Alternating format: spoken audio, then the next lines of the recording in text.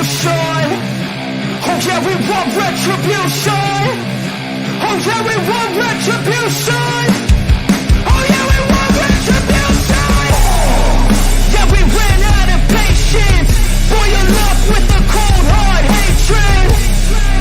I can feel the vibration. Feet in the streets, it's a new sensation. I wanna break faces on the pavement. I wanna make greatness look complacent. Adrenaline awakened, I can taste it. We can make an impact, grab and then take it. Like a disease, bring them to their knees. Take for their disease. Just like a weed.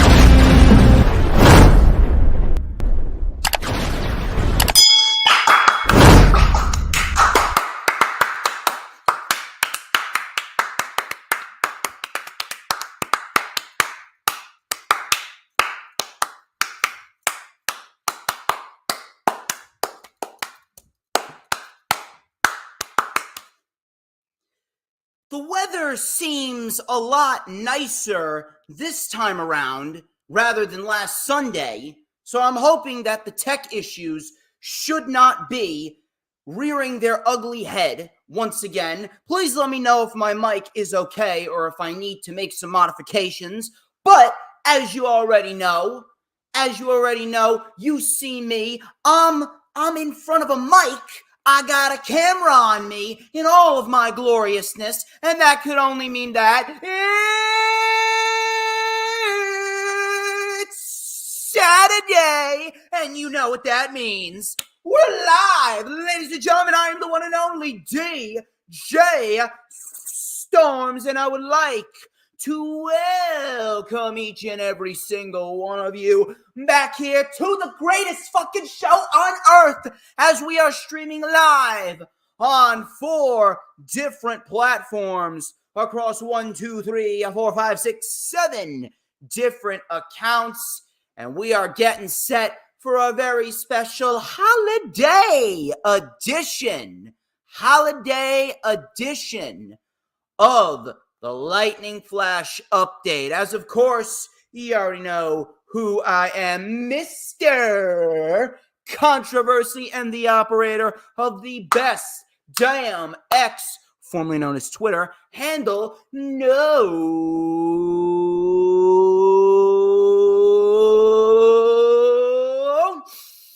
Stop what you're doing. Stop whatever it is that you are doing.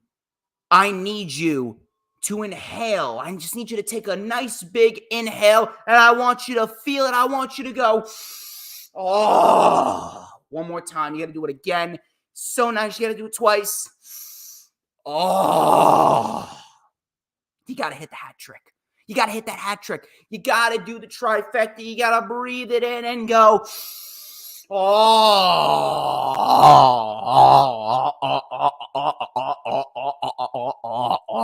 shit. Do you smell that? You know what that is? No. You see, it's not this. So this right here is a nice little snack I prepared myself. Beautifully made chicken dumplings from Restaurant Depot here in New Jersey. And my God, are they absolutely delightful. Wow. Gotta have some of that. Yeah, right. I think I may make that one of my new sponsorships. I think I may make that one of my new sponsorships right there. Hold on. All right, I just gotta get a little soy sauce action right here. There you go.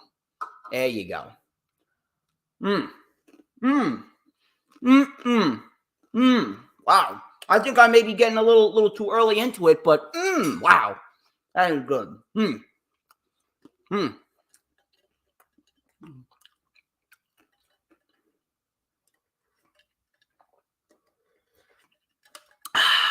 That is delightful. But the smell that you are all inhaling, it is the smell of pure motherfucking excellence. Wait for it. Wait for it.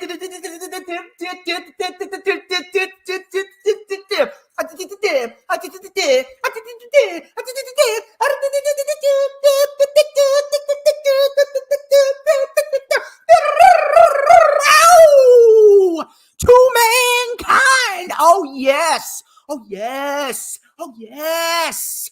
It is gonna be a good day today, because this is the official Lightning Flash update for Saturday,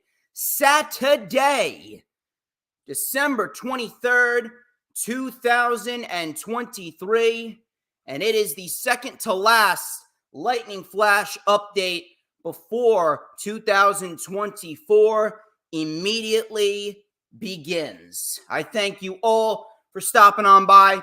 Thank you very much to Raging Girl Gamer. She's stopping by the stream even though she's on vacation right now. I hope that New Orleans is treating you well.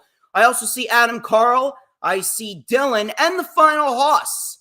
We got plenty of people filing on in, and I know there's going to be plenty of people wanting to watch the stream. So if you guys could, before we get into what we're going to get into, a couple of self-brand promotion and advertisements I want to get out there. Please make sure that you're following me. You've got to follow me on social media. Very, very important right there. Follow me on social media at HistoryMakerDJS, whether that be on X, formerly known as Twitter, or Instagram. Please go and check out my social media links. They are in the description. You can also add me on my personal Facebook as well. Now, for collaborations and business inquiries, please send me an email. My email is, of course, StormsTakeOver@gmail.com. Be sure to like the official DJ Storms business page, and I made you send you an invite to join the official DJ Storms Posse group on Facebook, that is. Both of those links are in the description, and we are live on the Posse group and the DJ Storms official Facebook business page. So please go and check those out. We're also live on Rumble. You can go check me out on Rumble. We're live on Rumble right now. For the people over there in the Rumble chat, please be sure to make your presence known, because we have got a lot of great topics, and I mean a lot of great topics to discuss here, including a handful of WWE superstars being re-signed to a new deal. Xavier Woods is currently taking a break.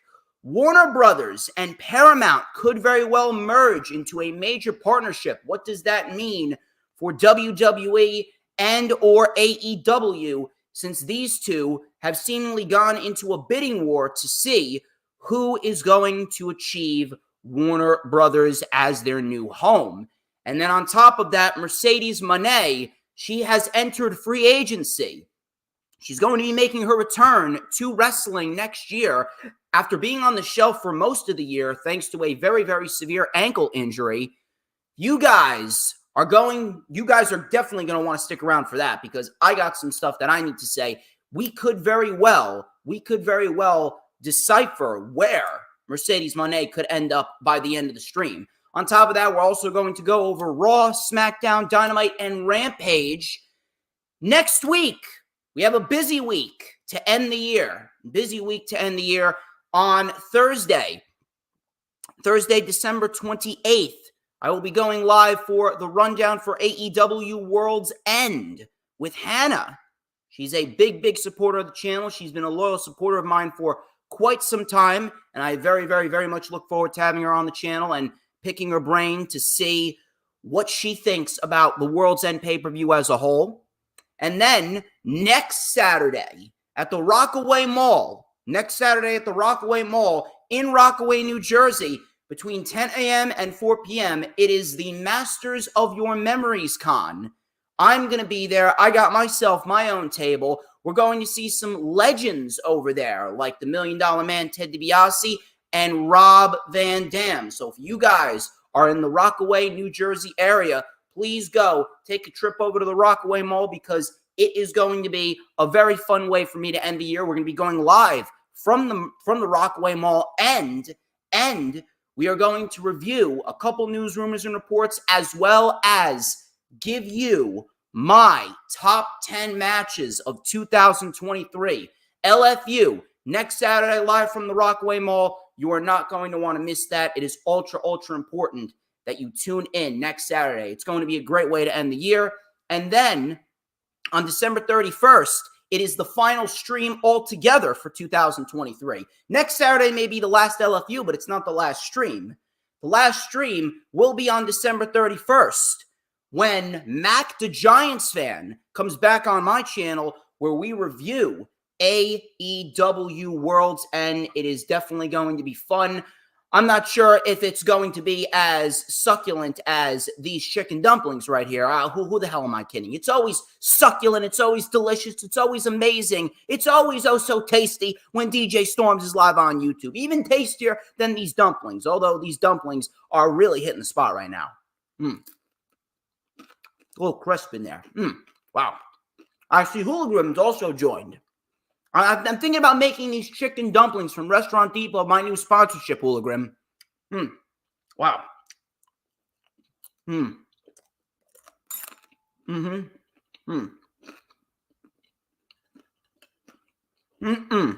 Wow. I better get some royalties from this shit. I swear.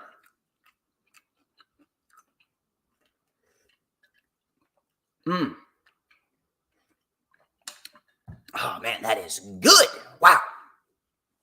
On top of that, please make sure, if you guys haven't already done so, hit that like button. Hit that like button, whether you're watching on X or Rumble or YouTube or Facebook. Hit that like button. Share the stream out on all platforms of social media, whether it be on Twitter, Instagram, Facebook, Pinterest, Tumblr, Snapchat, TikTok, whatever social media platforms that you may be using. It is incredibly vital that you do so. Share the stream out to everyone. Get as many people in here as possible so that way people can get a little dose of DJ Shizzle Dizzle because everybody needs me in their lives because it's a known fact that I make people's lives better. That's just the way it goes, man. That's just the way it goes. Without me, are you really living? I don't think so. So I would suggest that everyone share it out. Get as many people in here as you possibly can. Also, I would like to shout out Mitch Kovsky and Tyler of Hardcore Sports because tonight, for the very first time ever, they're going to be introducing a new show to the Hardcore Sports brand, which we are live on the Hardcore Sports YouTube channel and X account as we speak. The Hardcore Sports brand will be receiving a new show called Wrestle Punch, which debuts tonight at 9 p.m. Eastern Time. It is where Mitch Kovsky and Tyler and potentially some other guests that we may have coming on the show, they sit down once a month to review a classic wrestling pay-per-view. And tonight they're going to be reviewing the New Year's Revolution pay-per-view from 2005. So if you guys are into classic wrestling pay-per-view reviews, go check out Wrestle Punch tonight on the Hardcore Sports channel, 9 p.m. Eastern Time sharp. Shout out to Brittany K. Brittany K, of course, is a good friend of mine, a wonderful woman, wonderful human being, big supporter of the brand, and she has so graciously decided to continue sponsoring the DJ Storms brand going into 2024. Because in 2024, Brittany is looking to continue to evolve. She's looking to continue to gain more traction for her beautiful graphic designs from scratch on her iPad of all these professional wrestlers. She also does Twitter Abbies and banners. So if you guys are looking for a Twitter Abbie, a Twitter banner, or if you guys just want a drawing of a great pro wrestler, please go and check her out. Her Twitter is BrittanyK5150, while her Instagram is BrittanyK Designs. And then my second sponsorship, Corporate Information Systems. With more than 4 decades of experience, Corporate Information Systems is recognized by Forbes as one of America's best recruiting firms. They specialize in providing recruiting solutions to companies in a variety of industries, such as high tech, food and beverage, construction, and medical devices. Now, finding the right candidates can be a time-consuming and challenging process, which is why CIS offers a wide range of services designed to make your recruitment process easier and much more efficient. They provide a seamless and stress-free experience for both clients and candidates, So if you guys are looking for a trusted recruiting partner to help fulfill your hiring needs or help advance your career, please go contact my friends over at Corporate Information System. You can check out their website, www.cisrecruiters.com. One more time, www.cisrecruiters.com. Corporate Information Systems, placing talent where it can thrive. And then if you're watching on YouTube, if you're watching on the Hardcore Sports YouTube channel, if you're watching on my YouTube channel, or if you're watching on the Rumble channel, be sure to hit that subscribe button, hit the follow button, because we want to grow, we want to expand. We are growing rapidly on Rumble. The rewind for Final Battle with Hooligram, even through the tech issues that we had, it's unbelievable. Even through the tech issues that we had, we still managed to gain nearly 200 views on Rumble, and I haven't even been on Rumble for a month or two. And already, my Rumble videos are doing better than my YouTube videos. I swear to God, these fucking big tech companies over on YouTube, absolute garbage. Absolute garbage. Please make sure, if you haven't already done so, hit the subscribe button, and most importantly, hit that notifications bell with a huge coup de grace, because that way, you're going to know whenever I pop up on YouTube. Because whenever I pop up on YouTube, oh, baby, it is the best time to be on YouTube, because it's the only time that you go and get to see this glorious sideburn chin strap combination and this beautiful mustache right here. I know a lot of the ladies that watch me wish that I was underneath their tree for Christmas, but unfortunately, that is not how it works. But I can give you a little Christmas present, and it is the best Christmas present that anyone would ever receive from me. And it's this right here. Oh, yes. Oh, yes. Take a look at that shit. Oh, yeah, baby. I gotta blow on it. It is so sizzlating. We're going to light it up right here on Rumble, X, Facebook, and YouTube with a little and a dash of and a whole lot of because like these glorious chicken dumplings to my right over here, I think I'm going to have another one before I get into the festivities here. I am just so good. I am succulent. I am tasty. I got to comb back this slick black pompadour as well, because my God, I am just so good. Everybody wants a piece of the Stormsmeister, but right now I'm going to have another one of these chicken dumplings right here. I got to get the soy sauce action in there. Soy sauce action in there too. Wow.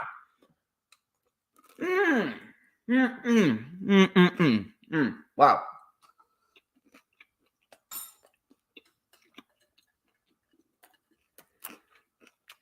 That is, I'm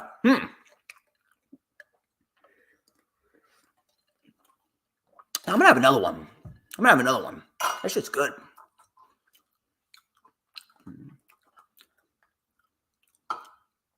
Even though I had lunch, I'm telling you, I eat. Wow.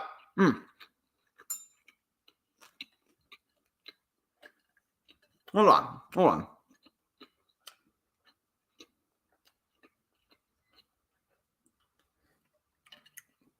These were made by Thunder, by the way. I'm telling you. Thunder knows how to cook. Thunder knows how to cook.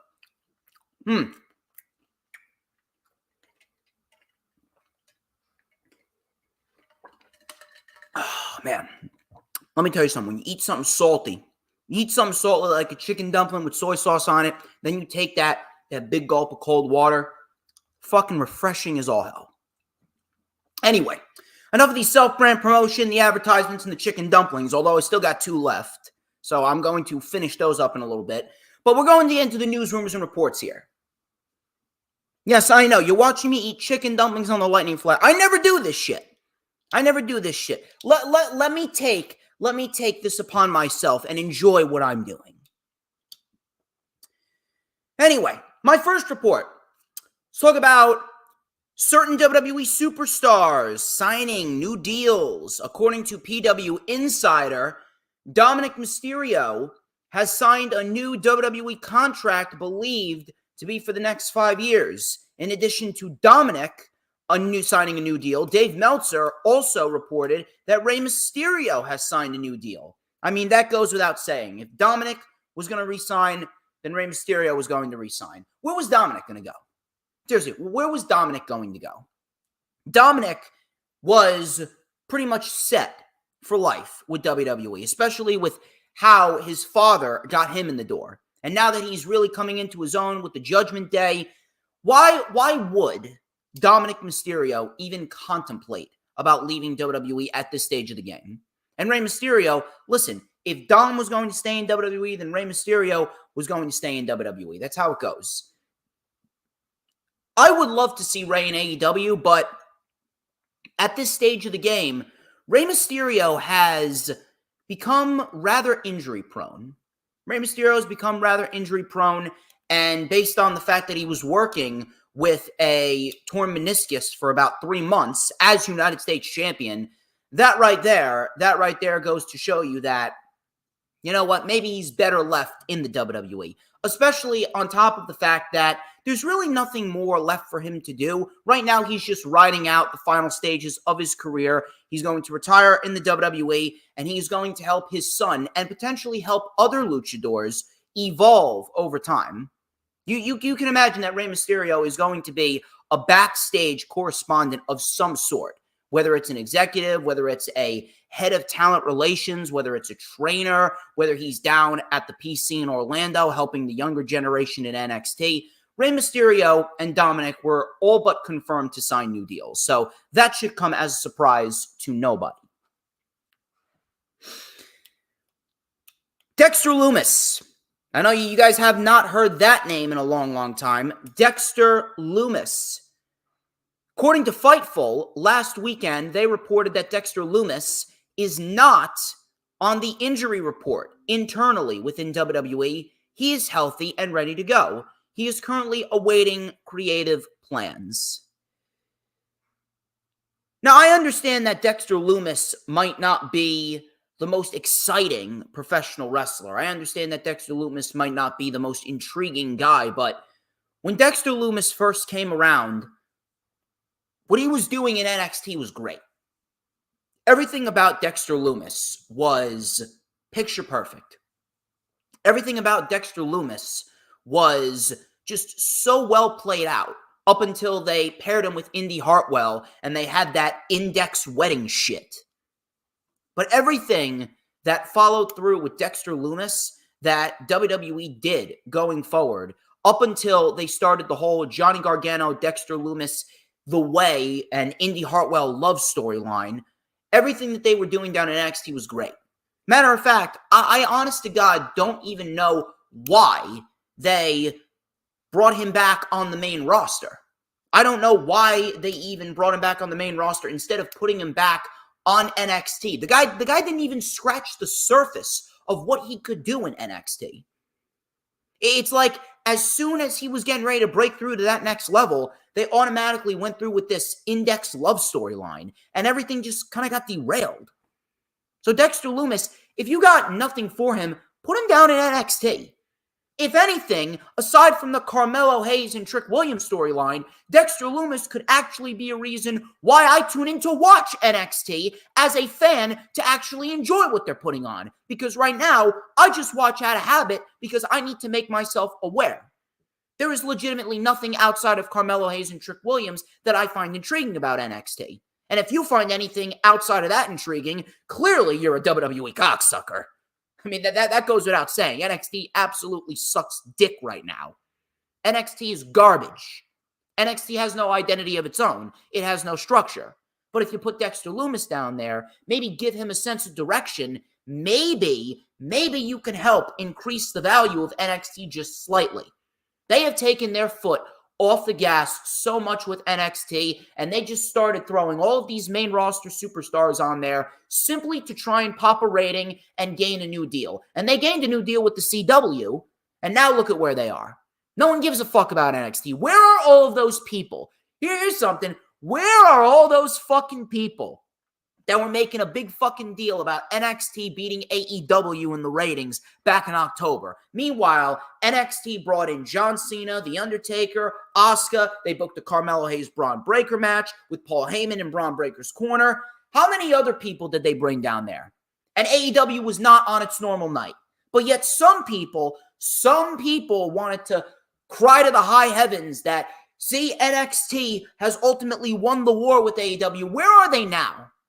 Even with the ratings decrease in AEW this past Wednesday, NXT still cannot peak 620,000 viewers. Now, granted, the ratings don't matter. I don't give a fuck about the ratings. But when you take a look at the quality standpoint, NXT does not have quality. Dexter Lumis could actually bring NXT some quality. You don't have anything for him to do on the main roster, fine. Put him on NXT. You're telling me you can't put him against a guy like Dragon Lee? Can't put him against a guy like a Nathan Fraser? Can't put him against a guy like Axiom? Can't put him against a guy like that? Why are you keeping Dexter Lumis hidden? Why are you keeping him hidden when he's got all the potential in the world to be a solid act on TV? I'm not saying that he's going to be a WrestleMania main eventer within the next 5 years, but at least give him something. That's all I ask. I'm going to give myself something right here. I'm going to give myself another one of these chicken dumplings. This one's an extra crispy one right here.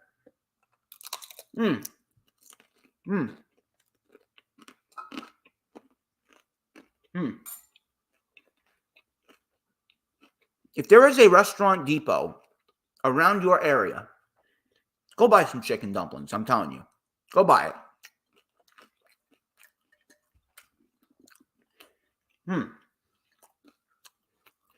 Moving on here.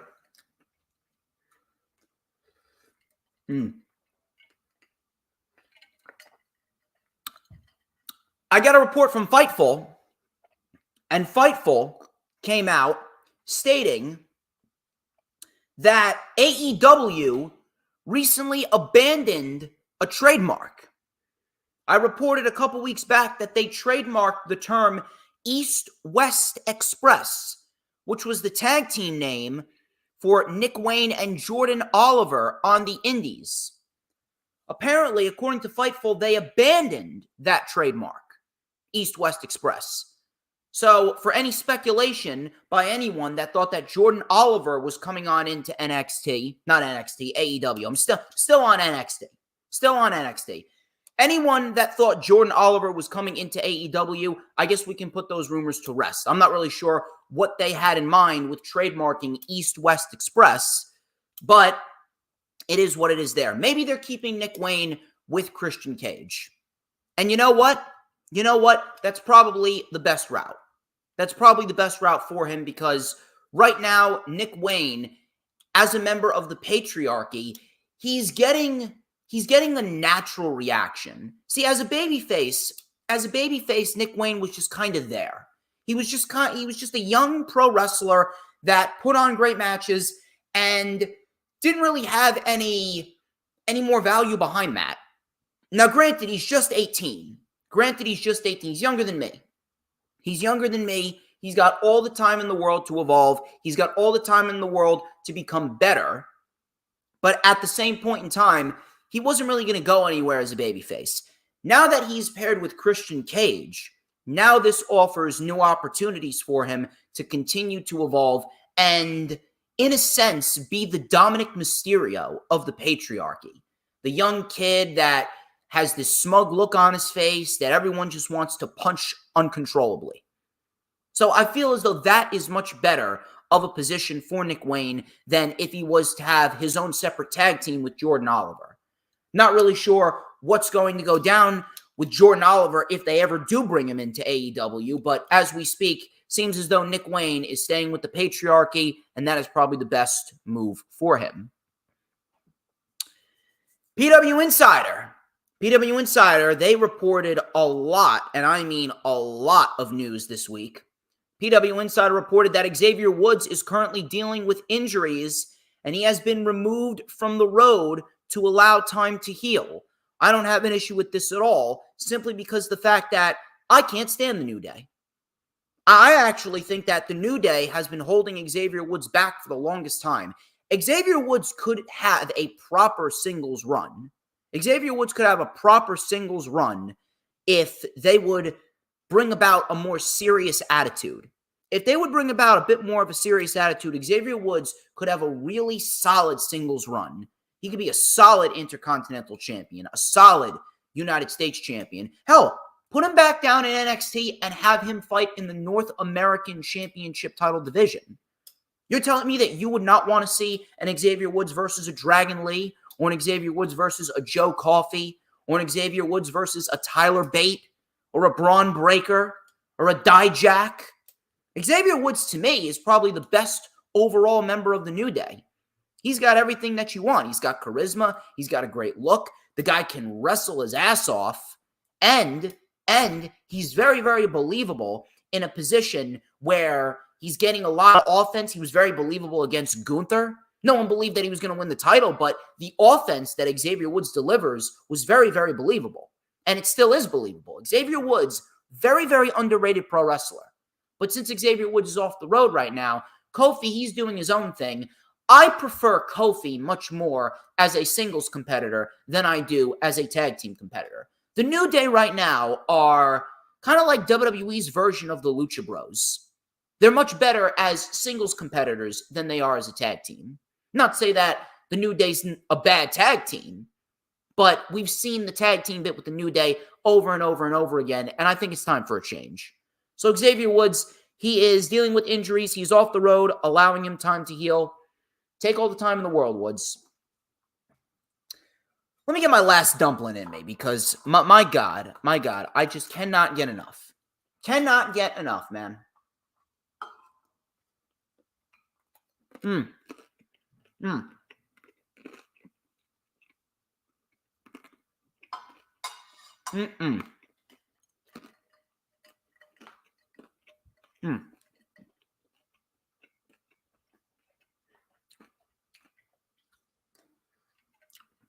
Wow.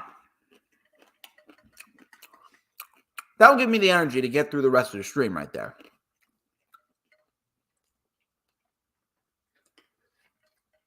Anyway, moving on here.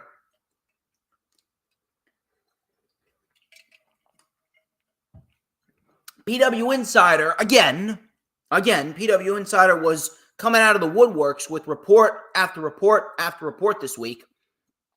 PW Insider also reported that WWE has come to terms with Bayley on a new deal, and it is believed to be a multi-year deal. Not sure whether it's 3 years or 5 years, but nevertheless, Bayley has re-signed a new deal with the WWE. Now, that was pretty much expected because Bayley has really made WWE her home. And Bayley, as we speak, I do believe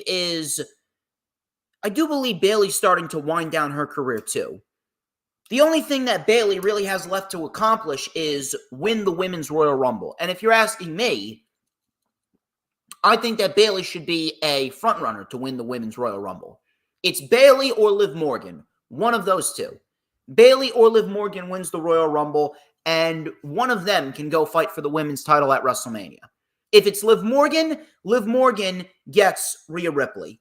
If it's Bayley, we should have Bayley versus Io. The whole bit with Damage Control right now, should revolve around the match between Io and Bayley. That right there should be the end goal. That should be the WrestleMania match where Bayley puts over Io and solidifies Io as one of the new top dogs in WWE. Because right now, Io she's great, don't get me wrong, and she's been putting on great matches left and right. Io is fantastic at what she does.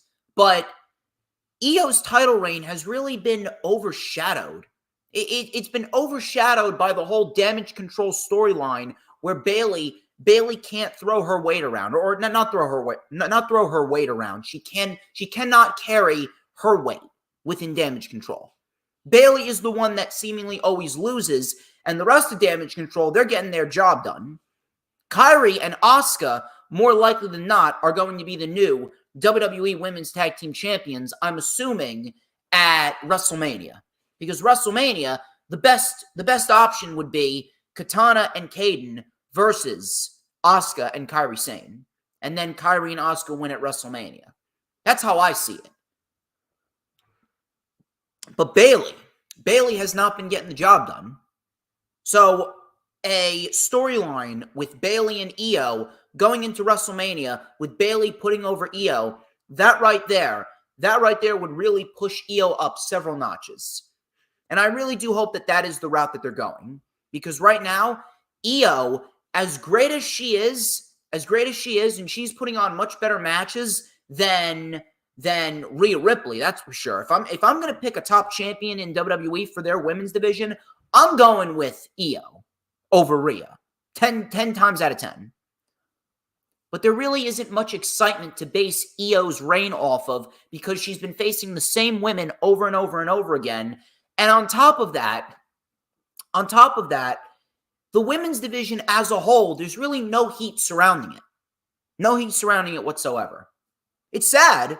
It's sad, but that's just how it is. Outside of the whole Bayley damage control angle that's going on right now, the women's division has nothing going for it in WWE. It doesn't. But Bayley signed the new deal as expected. This is going to be rather interesting when we talk about Mercedes Mone. Another interesting topic regarding Mercedes Mone. While speaking on Wrestling Observer Radio, Dave Meltzer noted that TNA has set aside a budget so that they can actually sign a major free agent next year. Now, I'm not sure what is going on here.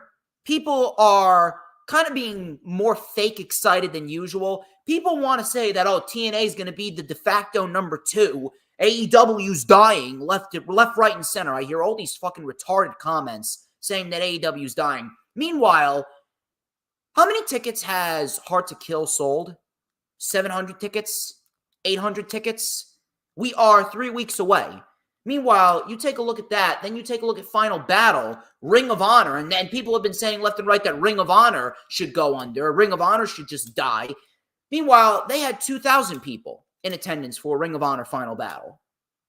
But yet people want to try and make it out as though TNA is the de facto number 2. I mean, how retarded can you be? How fucking stupid can you possibly be? It's embarrassing at this rate. TNA sucks. TNA sucks. They have a great roster. They have a fantastic roster. But their booking, their promotional skills, the layouts of their shows, the structure of their shows, everything else about TNA sucks. They have no intriguing storylines whatsoever. None. Are you genuinely excited about TNA, or are you just trying to be fake excited? I'm going with the latter. However, they're teasing a big signing for TNA. Now, it doesn't matter how big this signing is because nothing is going to save TNA. Nothing is going to make TNA feel important. TNA has been a dead brand. Impact, TNA, whatever you want to call it, it has been a dead brand for the last decade plus. TNA has not felt important since AJ Styles was last there.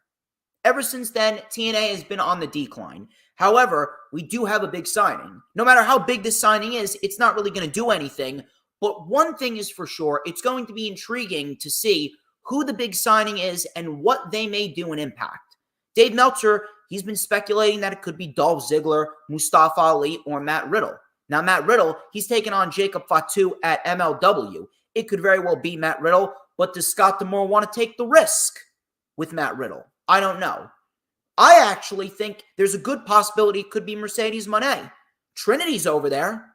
Trinity could very well be in Mercedes' ear telling her to come on over because they have a great women's division. It's going to be rather intriguing to see who this free agent is. I'm going to keep an eye on it. I'm going to keep an eye on it for sure. I'm not really excited for TNA, but I am excited for the future of the free agents. The ones that just got released. The guys like Dolph Ziggler and the guys like Mustafa Ali and Shelton Benjamin. People like that. I'm very much intrigued to see what's going to go down with them and to see how they take the world by storm now that they're free of the WWE ball and chain. PW Insider. PW Insider again. Swear it's a PW Insider friendly stream right here. PW Insider, again with another report, they confirmed that former NWA Women's Tag Team Champion Maddie Rakowski has officially signed an NXT deal. Now, I'm not really sure what Maddie Rakowski brings to the table. I haven't really seen too much of Maddie Rakowski. However, NXT, I will say this. If there's one thing that NXT does have, they do have a great women's division. They don't have the star power, but when it comes to bell-to-bell action, I do believe that NXT has probably the most well-rounded women's division. They do right by a lot of women over there. They give multiple women multiple opportunities. They offer multiple storylines within the division. That much I will say. And in terms of the in-ring product, most of the time, the women's division down there, they end up delivering. And I have given credit to a lot of women down there that I didn't give credit to in the beginning, like Lash Legend. Lash Legend actually looked great at the Iron Survivor Challenge at Deadline. She actually looked like she could be a legitimate threat to the NXT Women's Championship and Lyra Valkyria. So I will give her credit there. I am interested to see what they do with Maddie Rakowski. Now, it could take a while. Lexis King is taking a while. Lexis King, legitimately, he just got there. And the best match that he's had was with Carmelo Hayes back at Deadline. But even then, I didn't really see anything out of the ordinary that I haven't already seen from a guy like Lexis King, Brian Pillman Jr., whatever you want to call him. So I genuinely hope that this breakout tournament could very well be a chance for Lexis King to do just that, break out. We all thought we were going to see the breakout performance at Deadline. We didn't see it. They only gave him, 11 minutes? It's kind of hard to have a breakout performance if you're only going to give him 11 minutes on a pay-per-view. That match should have gone no less than 15 minutes, and those two guys should have gone a little bit more horror out there. Not to say that the match was bad, but it was very, very forgettable. Very forgettable. And Lexis King, the whole scenario where he faked attacking Trick Williams only to get a match with Carmelo Hayes, ultimately to lose, it made him look like a fucking bum. Made him look like a moron. Like, no, you wrestle to win. It's not just get on the pay-per-view. Anybody can get on a pay-per-view. A lot of pay-per-views nowadays mean absolutely nothing because everyone ultimately gets on the pay-per-view. But if you win on a pay-per-view, that's actually a little bit more meaningful. He didn't win, so he kind of looked like a moron in the end. But Maddie Rakowski, maybe this is what she needs. It could take a while. But I'm willing to give it a chance just because of the fact that the women's division down there in NXT is handled fairly decently. Big news here. Big news. We had Warner Brothers Discovery and Paramount. They were in talks for a potential merger.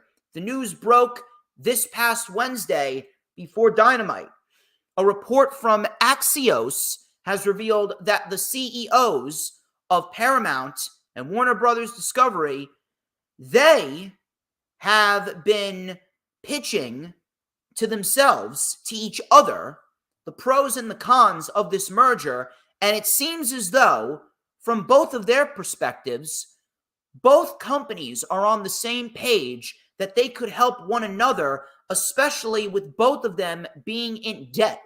This merger could very well increase the amount of viewers and eyes on both companies and both services.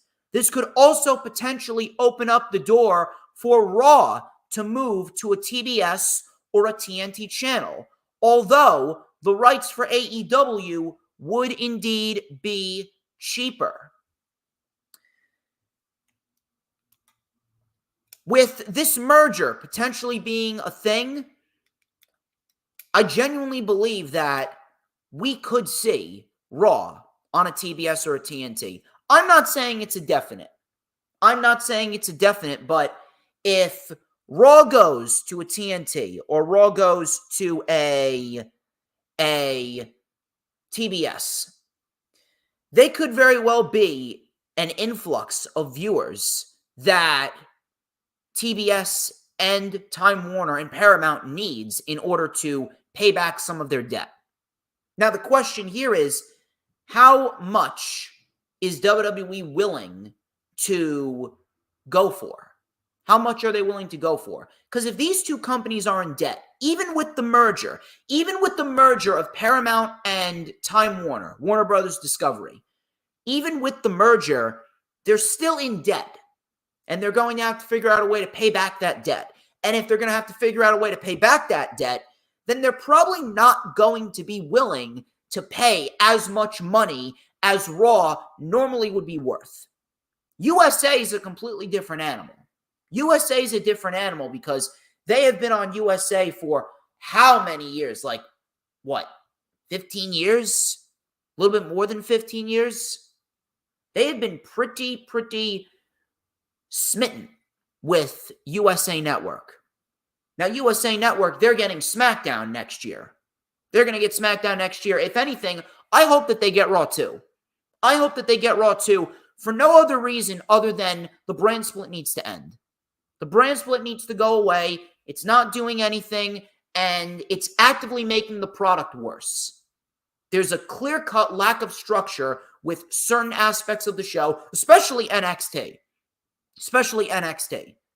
If there should be a brand split, the brand split should be between NXT and Raw and SmackDown. That should be where the brand split is. It should not be a brand split where we have Raw and SmackDown having different rosters because we end up seeing everyone on every show anyway.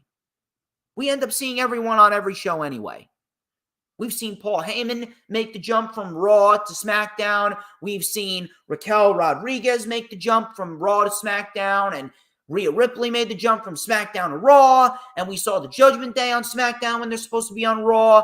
And we saw Sami Zayn and Kevin Owens when they were tag team champions over on SmackDown when they were supposed to be on Raw. We've seen Damage Control on Raw when they're supposed to be on SmackDown. Just end the brand split. That is why I hope that Raw stays on USA. For no other reason other than the brand split needs to go away. It needs to end, and it needs to end immediately. But, I am not going to count out Raw going to Warner Brothers. I'm not going to count that out. Now, Warner Brothers, this is rather interesting because if Warner Brothers acquires Raw, will they keep Dynamite or will they not keep Dynamite? Maybe they do keep Dynamite and bring on Raw. Maybe we see Raw and all of AEW TV under the same roof. And the reason why they would do that is both the WWE and the AEW fan bases, both of those fan bases are going to drive up viewership for the TNT network and the TBS network. And the more viewership that they gain, the more traction they gain, the more people watch their shows, the more people watch their channels, the more money that they gain. And that could very well help Paramount too. Maybe we see Raw and Dynamite merge with Paramount on the Paramount Plus. And we could see classic episodes of Raw, classic episodes of Dynamite, classic episodes of Collision on the Paramount Plus streaming service. So if we get that, you can imagine with that streaming service, both AEW fans and WWE fans are going to want to subscribe to Paramount Plus. That would give people more of a reason to subscribe to Paramount Plus if you're a wrestling fan. That way you can watch classic wrestling. Then again, how much is Time Warner and Paramount willing to pay? Because if Raw is worth a certain amount of dollars and Paramount and Time Warner, Warner Brothers Discovery, if they're all in debt, I don't think they would want to spend as much on a Monday Night Raw. It all depends on how much they're willing to negotiate with Monday Night Raw. Maybe Triple H will take a lower price just to get rid of AEW. Then again, we could very well see Time Warner and Paramount go with AEW because they're cheaper. They haven't been around for as long as WWE has. They haven't built that longevity. They haven't built that type of reputation that WWE has built because they've only been around for 5 years. It's going to be 5 years on January 1st. 5 years versus a company that's been around for, 50, 60, 70 years. Do the math. Do the math there. I don't know. I don't know what is going to happen. I don't know what's going to happen. It's a very, very, very unpredictable scenario. It could swing either way. We could very well see this merger between Time Warner and Paramount. And if Monday Night Raw, which right now is doing really, really well in terms of traction, Triple H has really rejuvenated Monday Night Raw. If Monday Night Raw goes to TNT or TBS, that could very well help the channel and the company gain more viewers and gain more traction. Then again, how much are they willing to pay for Monday Night Raw? Is Triple H willing to negotiate a lower price just so that way he can get rid of AEW? Or is Warner Brothers and Paramount, if they do merge, are they going to go with AEW because it's cheaper? Are they going to take on both companies? Could we see Raw and AEW TV all under one roof? I don't know. It's very unpredictable. The possibility is there. The possibility is there, and it's going to be very, very interesting to see how it all plays out if the merger takes place.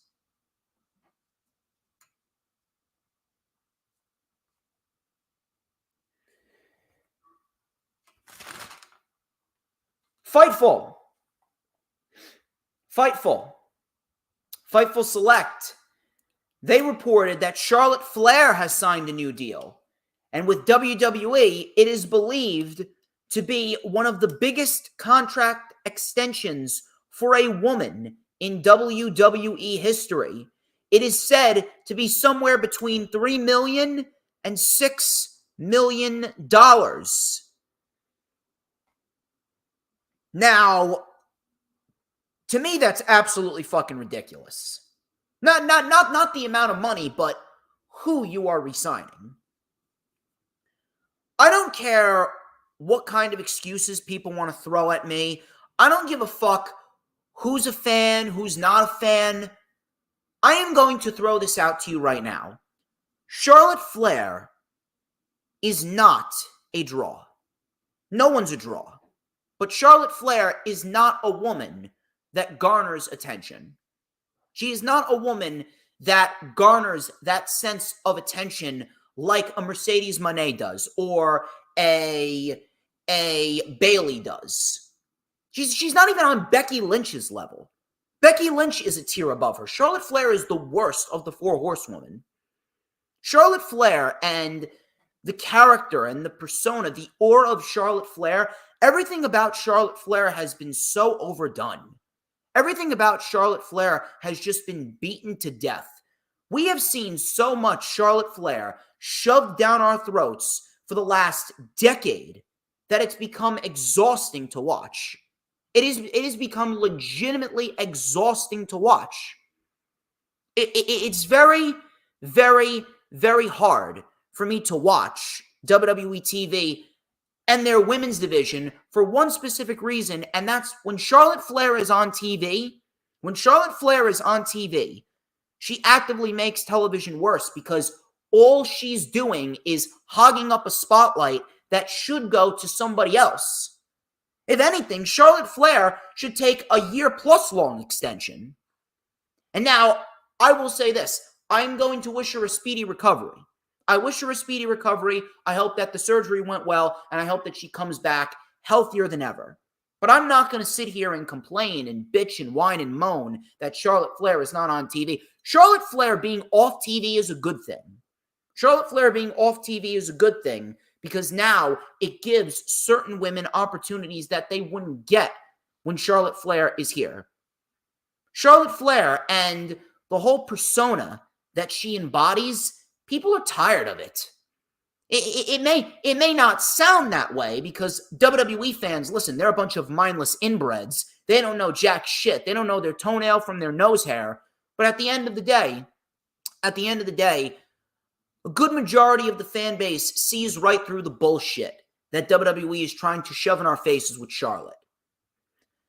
Charlotte right now, she's in a position where she should be putting others over, but yet she's still lingering around the top tier spot.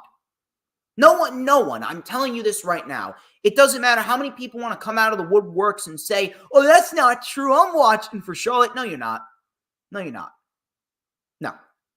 No one gives a fuck about Charlotte anymore. Charlotte Flair should be in a position where she is helping others advance their careers. But she doesn't give a shit. All she cares about is herself. Now this deal, this could very well be a major factor that determines whether WWE does or does not bring back Mercedes Mone. Fightful reported that Mercedes Mone is currently not signed to New Japan. She's no longer affiliated with New Japan Pro Wrestling after her stint with them at the beginning of the year. WWE, they are planning to renew talks with multiple free agents in 2024. However, it is unclear if Mercedes Mone is among them. It also came out in the news that Mercedes Mone has put out her price. The asking price for a contract with her is $6 million. And you know what? She is worth every penny. She is worth every penny. She has developed herself into, undoubtedly, the best women's wrestler of this generation. She may very well be one of the greatest of all time based on the work that she does. I don't give a fuck how you want to perceive her. I don't give a fuck how anyone wants to paint her and whatever bullshit you want to spew about her being unprofessional or having an attitude. She walked out, deservedly so, because Vince McMahon was shitting all over her. Vince McMahon shit all over her, shit all over Naomi, and now look at them. Mercedes Mone, before she got injured, she was putting on some fantastic matches in New Japan Pro Wrestling and in all other Japanese promotions. She was killing it over there. She was killing it over there. And unfortunately, the injury with Willow Nightingale happened. It is what it is. Can't really do too much about it. I can only hope that she recovered as best as she possibly could. Some people are saying that, oh, Tony Khan fumbled Mercedes Mone because there's no more talks with her. How can you fumble someone if you haven't even signed them to a contract? TK, as we speak, didn't fumble Mercedes Mone because she was never signed to AEW. Could we say that he missed the boat? Yeah, we could say that he missed the boat. But fumbling means that he had her in his grasp, which he never did because she wasn't signed. You had her in your grasp, and you completely shit the bed with her booking. Mercedes Mone has not had one match under Tony Khan's watch. Tony Khan didn't fumble anything. However, if Tony Khan does not sign Mercedes Mone, we could say that, hey, he missed the boat. If anything, I actually see her going to TNA. I honestly do believe that she could very well end up in TNA. And the reason being is because you already got Bayley signed to a new deal. Charlotte just signed one of the biggest deals in company history. I am not sure how TKO is willing to manage their finances. I'm not sure if they're looking to cut costs. I'm not sure if they are looking to remain, what's the word that I'm looking for? I'm not sure if they're looking to, I don't want to say cheap, but I guess kind of remain cheap with everyone else. Because if Charlotte's getting this type of money, if Charlotte's getting that type of money, then there's probably going to be some cuts. There's going to be some payment cuts. I can definitely see Seth Rollins getting a payment cut. I can see some people down in NXT getting payment cuts. I can see some people down on the lower tier card. I can see maybe Pretty Deadly getting some payment cuts. I can see maybe a DIY or a Gunther getting a little bit of a payment cut. I'm not sure what TKO's mentality is. They got the money. They got the money. So does Tony Khan, but how willing are they to pay them that specific money when there are other things to do? Does TKO want to pay Mercedes that type of money? I don't know. I think Triple H would. I think Triple H would definitely do that. But it's ultimately up to Ari Emanuel. It's ultimately up to Ari Emanuel. And with Charlotte signed to this type of deal, you can imagine that Becky's going to want this type of deal as well. And Mercedes, if she doesn't get at least on par or more than Charlotte, I don't think that she's going to come back. I don't think Mercedes is going to budge on a payment cut. It's either WWE pays up or she's not coming on in. Now, as far as TK goes, TK and the talks with Mercedes Mone have gone down. Mercedes Mone is no longer affiliated with New Japan Pro Wrestling. With Charlotte now signed to the mega deal that she's at, Bayley's already signed. You can imagine Becky's going to want a big-time deal similar to Charlotte. Mercedes is asking for $6 million per year in her contract. She's worth every penny. She's worth every penny. She's proven to be one of the best of all time. Will WWE budge on that? I don't know what the financial scenario is with TKO. I'm not sure how much money they're willing to go out and spend on a Mercedes Mone. Mercedes is not going to budge. That much I know for sure. But if WWE doesn't budge and WWE does not give Mercedes the money that she wants, that could very well be the door that reopens the conversations between TK and Mercedes, and that could very well lead Mercedes to AEW. I'm just saying.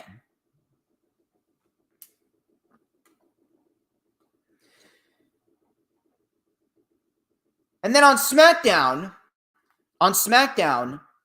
Karrion Kross, he had a segment.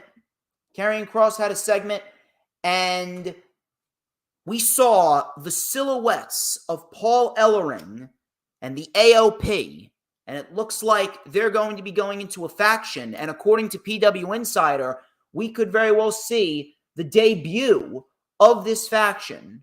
We could see the debut of this faction as soon as the SmackDown edition of New Year's Revolution. I like this. I like this a lot. If anything, this could very well be what Karrion Kross needs to finally get back on the right track. Karrion Kross and his booking, that has probably been one of the worst things about WWE TV.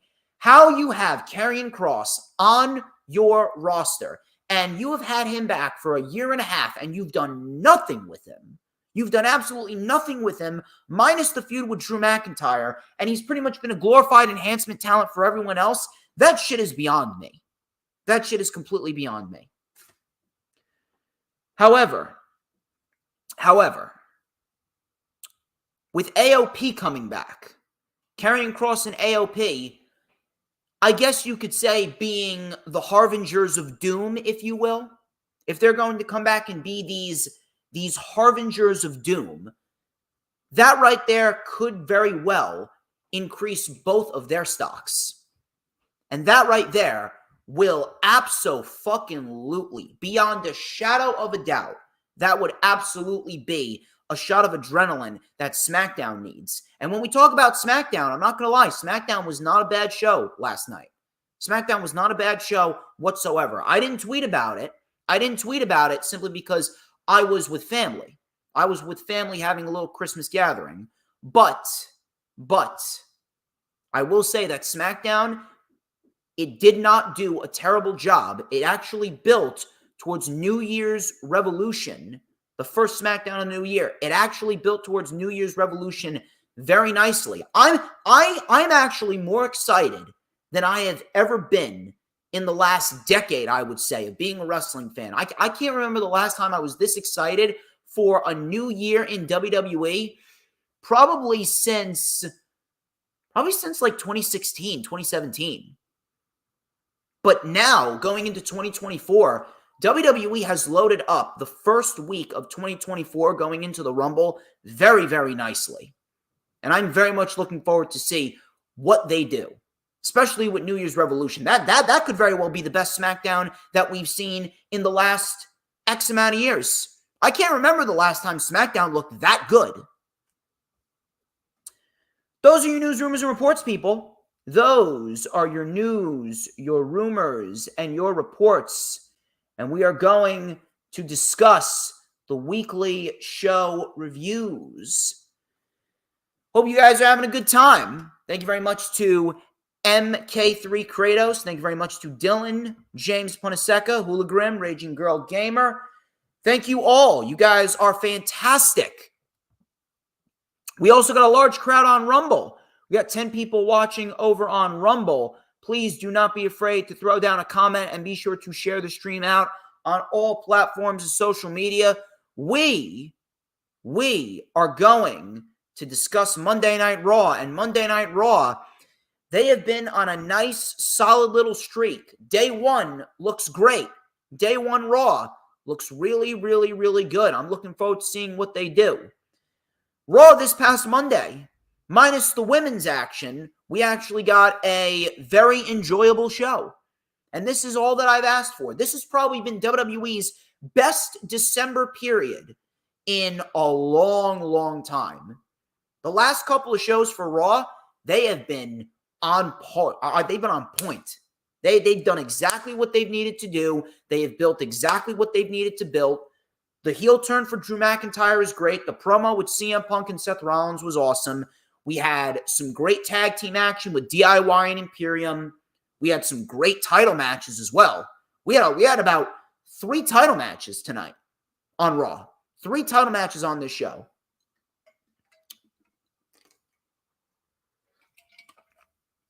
So the Judgment Day kicked off the show. Judgment Day kicked off the show. And Judgment Day, this was Priest, JD McDonough, Finn Balor, Rhea Ripley, and Dominik Mysterio. Balor congratulated the Creeds for earning a tag team title shot, but it'll just be another night at the office for the Judgment Day. Judgment Day was told by Rhea Ripley, Judgment Day ran all of 2023, and we are going to be running 2024 as well. Dom went to speak, and the crowd started booing. R-Truth then came out. He goes, I love opening the show up. Welcome to Monday Night Raw. JD was pissed.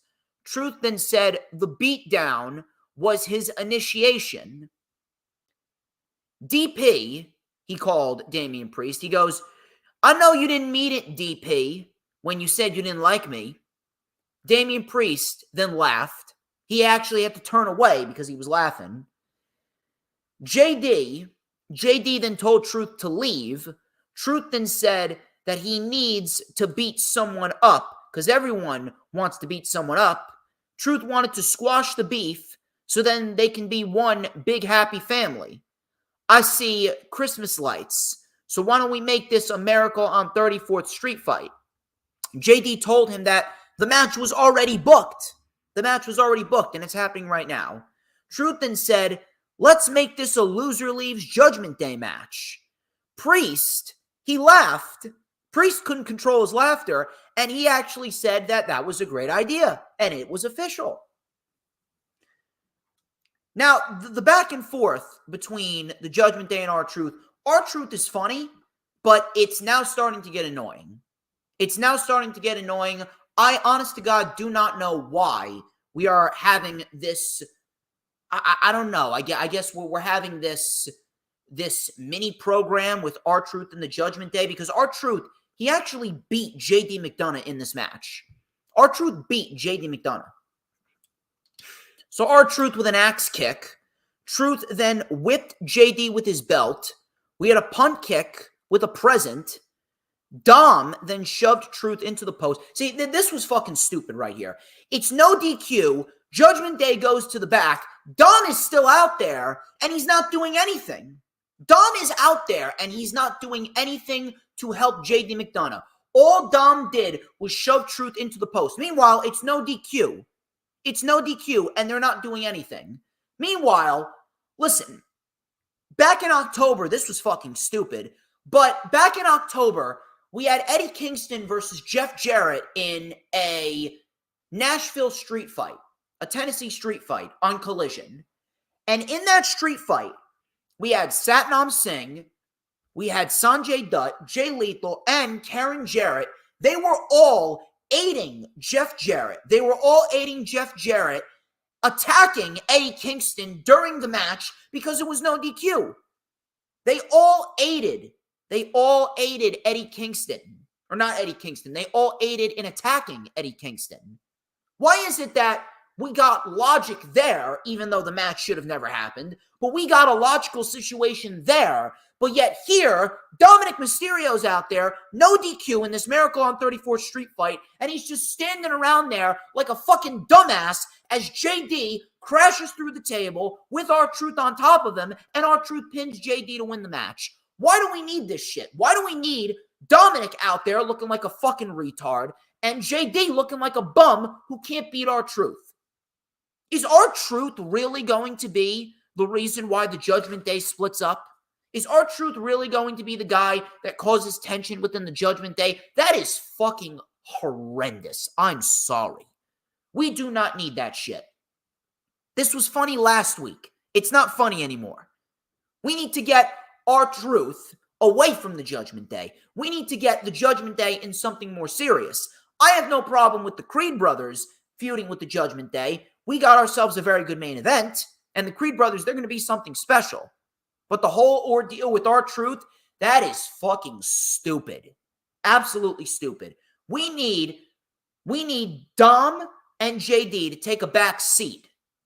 And we need Finn Balor and Damian Priest. They need to be focusing on the tag team division. We need to put more of a focus on tag team wrestling. In recent weeks, we've been getting some decent tag team matches. And we could be getting some really decent tag team matches. We need to keep that momentum going. We need to put more of a focus on Rhea Ripley and the women's title. Because Rhea Ripley, what the fuck has she done with that women's title? What the fuck has she done? She's done nothing with that women's title. Rhea Ripley is living off of two moments this year. Winning the Rumble after drawing number 1 and having a great match with Charlotte Flair at WrestleMania. Those two things are the only two reasons why Rhea Ripley has even had somewhat of a memorable year. Outside of that, coming out of WrestleMania, Rhea Ripley has done nothing. She hasn't done jack shit. Nia Jax. Nia Jax came to the ring. She had the mic, and before she could even utter a word, Becky Lynch comes out. Nia walks away. Becky then took the mic and asked if she was scared. She said that, if you got something to say, just say it to my face. Nia said that she had more important matters to attend to. She's entering the Royal Rumble. Becky then said, great, they don't care. But they do care that I'm here. Nia then said, what is I can't even read my own fucking handwriting. Here it is. She said that they never fought before. And the reason why they never fought is because those in the back, they are afraid of what I would do to you. I would squash you and break your face again. Is that really what you want? Said Nia. Becky then said, your existence has been built off of the existence of others. First, it was your cousins, and now it's me.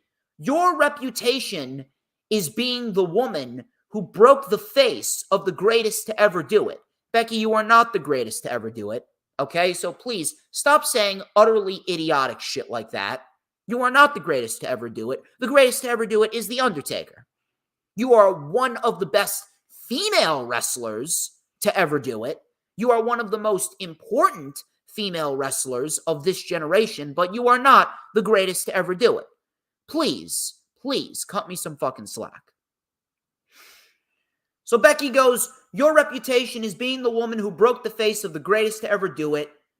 You can prove me wrong if you fight me right now. Nia then asked for a ref. She then teased getting into the ring. Nia then said, nope, you want it, you're not going to get it. You are not going to get it.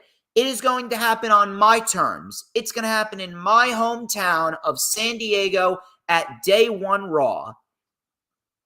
And by the way, when you're in the hospital and your daughter is in your arms crying, saying, "Mommy, why are you uglier than usual?" I actually like that line.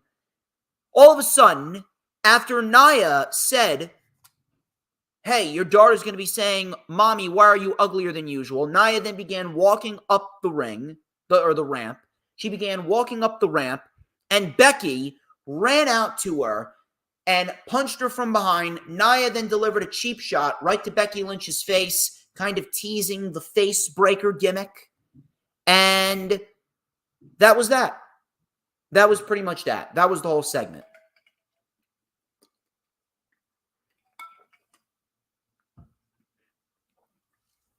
I'm kind of torn with this. I don't want to say that this was bad. I don't want to say that this was bad because what they did here, it felt genuine. It didn't feel forced. One thing that I've always stated with WWE is they do shit that doesn't make sense. This shit makes sense. What they're doing with Nia and Becky, and the fact that they took what happened back in the day, they're making it into a story now, giving us a reason as to why they're feuding. That right there is great. That right there is great. That right there is something I can get behind. The problem that I have is the fact that even though the promo work hasn't necessarily been bad, it's been real, it's been genuine, it makes sense. Becky Lynch has had some great one-liners. Nia actually made me laugh on the, "Hey, why are you uglier than usual" line. But I just can't bring myself to care about this. And I know that there's a lot of people out there with the same mentality. And if you are operating with the right mentality. It's very, very, very hard to care about this when everyone knows, everyone with a functioning brain knows what the final product is going to be. The final product, more likely than not, is going to be a shit wrestling match. The match is booked for Day 1 Raw. It's booked. But I can't sit here and say, yeah, this is a great way to start 2024. Yeah, this is a brilliant feud. This is going to be such a great feud. This is going to be a great wrestling match. It's not. It's not. Nia Jax is a shit pro wrestler. Nia is a shit pro wrestler. Now, granted, it's been bearable. Nia's been tolerable, but she's a shit pro wrestler at the end of the day. She is completely and utterly useless as a pro wrestler. The amount of good Nia Jax matches I can count on one hand. Ronda Rousey, Sasha Banks, Bayley. That's it. Those are the three most tolerable Nia Jax opponents that we've seen. Everything else, don't give a shit. Everything else, a complete afterthought, a complete disaster, an embarrassment to pro wrestling. I want to care, I really do.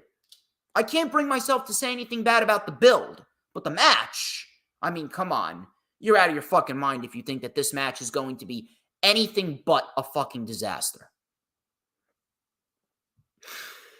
I'll tell you what was not a disaster, though. Gunther and The Miz for the Intercontinental Championship. This was a great match. Matter of fact, I would say that this was probably the best match on Raw. This was the best thing on the show. I don't even know how, but The Miz, I really, really question where this Miz was. I really question where the fuck this Miz was over the course of the last 4 years. Coming out of his feud with Bryan Danielson in 2018, everything that surrounded The Miz, it was just garbage. Everything that The Miz touched back in the day, everything that The Miz touched in between 2019 and 2022, everything that he touched ultimately went to shit. Everything that he touched ultimately went to shit. This year, coming out of WrestleMania, and I've given The Miz credit for this before, and I'm going to give him credit for this again. I don't know how, but The Miz, coming out of WrestleMania this year, The Miz has really turned up his game. The Miz has had some really, really, really good matches with Ciampa, Nakamura, Ricochet, and now we got Gunther. Now, Gunther, we already know how good Gunther is. We already know how good Gunther is, and a lot of people looked at this. And they automatically wrote it off just because of how bad The Miz has been over the course of the last 5 years. But based on Miz's work coming out of WrestleMania, I do believe that going forward, we're going to see a much better version of Mike Mizanin. I do believe going forward, we're going to see a much more focused, much more determined, and a much more, did I say intense already? I mean, listen, I understand that The Miz is the king of soft style, but I do believe going forward that The Miz, he's going to be known for his in-ring skill now more than ever. Even though he's up there in age, he's 40-something, even though he's up there in age, The Miz can still wrestle. And the fact that he pulls out new moves, the fact that he brings out new offensive maneuvers, especially this year, he's brought out Hurricane Ranas and satellite DDTs and springboard crossbodies. If this is the rate that The Miz is going to operate at, then I'd say that 2024 is going to be a very, very good year for The Miz. This was an Intercontinental Championship match, and Gunther and The Miz, this was probably The Miz's best match since Dolph Ziggler, No Mercy 2016. By far, the best Miz match since his feud with Dolph Ziggler. This Gunther feud, if anything, this Gunther feud did more for The Miz than it did for Gunther. For Gunther, it was just another night at the office. For Gunther, it was just another successful title defense to get him into 2024. But for The Miz, much different scenario. For The Miz, this was a feud to showcase to everyone that The Miz still has what it takes to hang in the ring with the best. And that I can respect. So, The Miz, he was being dissected by Gunther early on. He went for the springboard crossbody, but Gunther caught him, stretched The Miz over the top rope. Gunther then accidentally chopped the post, and The Miz went for the injured hand. Gunther then with an STF, and then a little cravat lock. Miz reversed it into a DDT. Another DDT. He ran off the ropes, satellite DDT. 4-2. Miz was then caught with a running drop kick and a big power bomb. Miz kicked out. We had a Boston Crab. Miz was able to crawl to the ropes. Crowd was chanting, "This is awesome." Gunther chopped The Miz, and The Miz was like, "Hey, come on, give me more chops." I don't think I've ever seen The Miz do that. He wanted Gunther to chop him more. The Miz reversed a sleeper hold, delivered the skull-crushing finale. 1, 2, Gunther kicked out. Gunther then with a nasty lariat. He then went up. Miz stopped Gunther. They were both on the top rope. Miz with a middle rope skull-crushing finale from the second rope. And Gunther, we thought he was down, but Gunther had just enough energy to roll out of the ring. Just enough energy to roll out of the ring. Afterwards, The Miz, he went back out. He tried to get Gunther back in the ring. He got him back into the ring, but ultimately was the recipient of a powerbomb, a ripcord lariat, and one more powerbomb. So a powerbomb, ripcord lariat, powerbomb combination, one after another, and Gunther ends up retaining the Intercontinental Championship.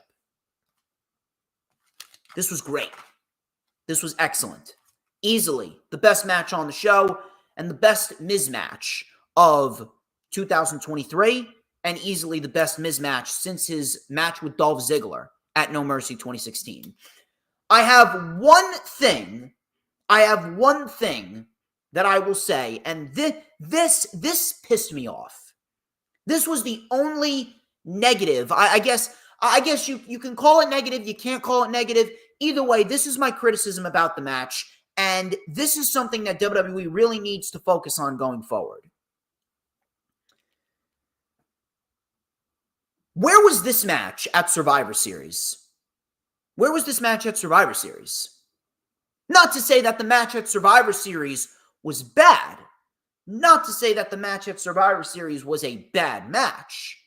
But why is it that WWE goes into a pay-per-view, the match on the pay-per-view ends up being a match that's not worthy of it being on a pay-per-view, and then a day later or a couple weeks later, they run back the match again, and the match on Raw or the match on SmackDown ends up being better than the match on the pay-per-view.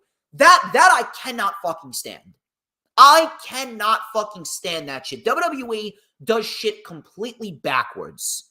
What was it? I think it was 2017, if I'm not mistaken. It was 2017, and I remember Baron Corbin and Jon Moxley, then Dean Ambrose, they were feuding over the Intercontinental Championship at WrestleMania 33. They were put on the pre-show. They got 10 minutes, and the match was as forgettable as it could be. Barely a blip on the pre-show. And Jon Moxley, Dean Ambrose, and Baron Corbin had a 10-minute match, and no one was talking about it afterwards. Crowd was half dead, and it just didn't feel important. None of it felt important. And then, 2 days later, on the SmackDown Live after WrestleMania, they give us a no DQ match, which ends up being better than the match at WrestleMania. It's the same thing here. Why is it that on a pay-per-view, we get matches that are shortchanged? Why is it on a pay-per-view that literally the entire War Games undercard, I kid you not, the only real reason to watch War Games were the War Games matches? And on top of that, the return of CM Punk. I understand. I do. I understand that War Games was ultimately going to sell the show. But why is it that we couldn't get a great undercard too? Why is it that you couldn't have given The Miz and Gunther 20 minutes? You're on fucking Peacock. You're on Peacock. All you have is time. You're not on a normal pay-per-view satellite provider anymore. Just give them more time. Is it really that fucking hard?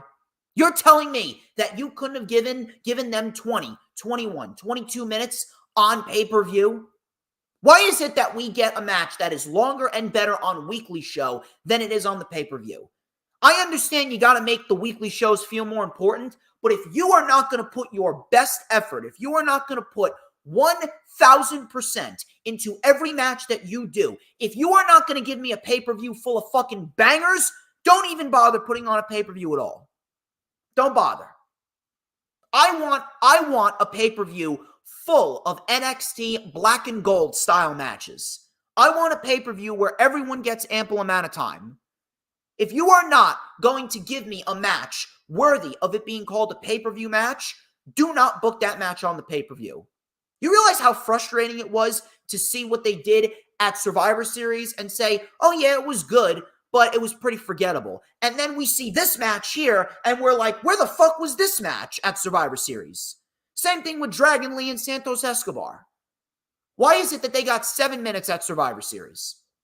Why? WWE really needs to fix that going forward. You need to give ample amount of time to every, and I mean every fucking match on a pay-per-view.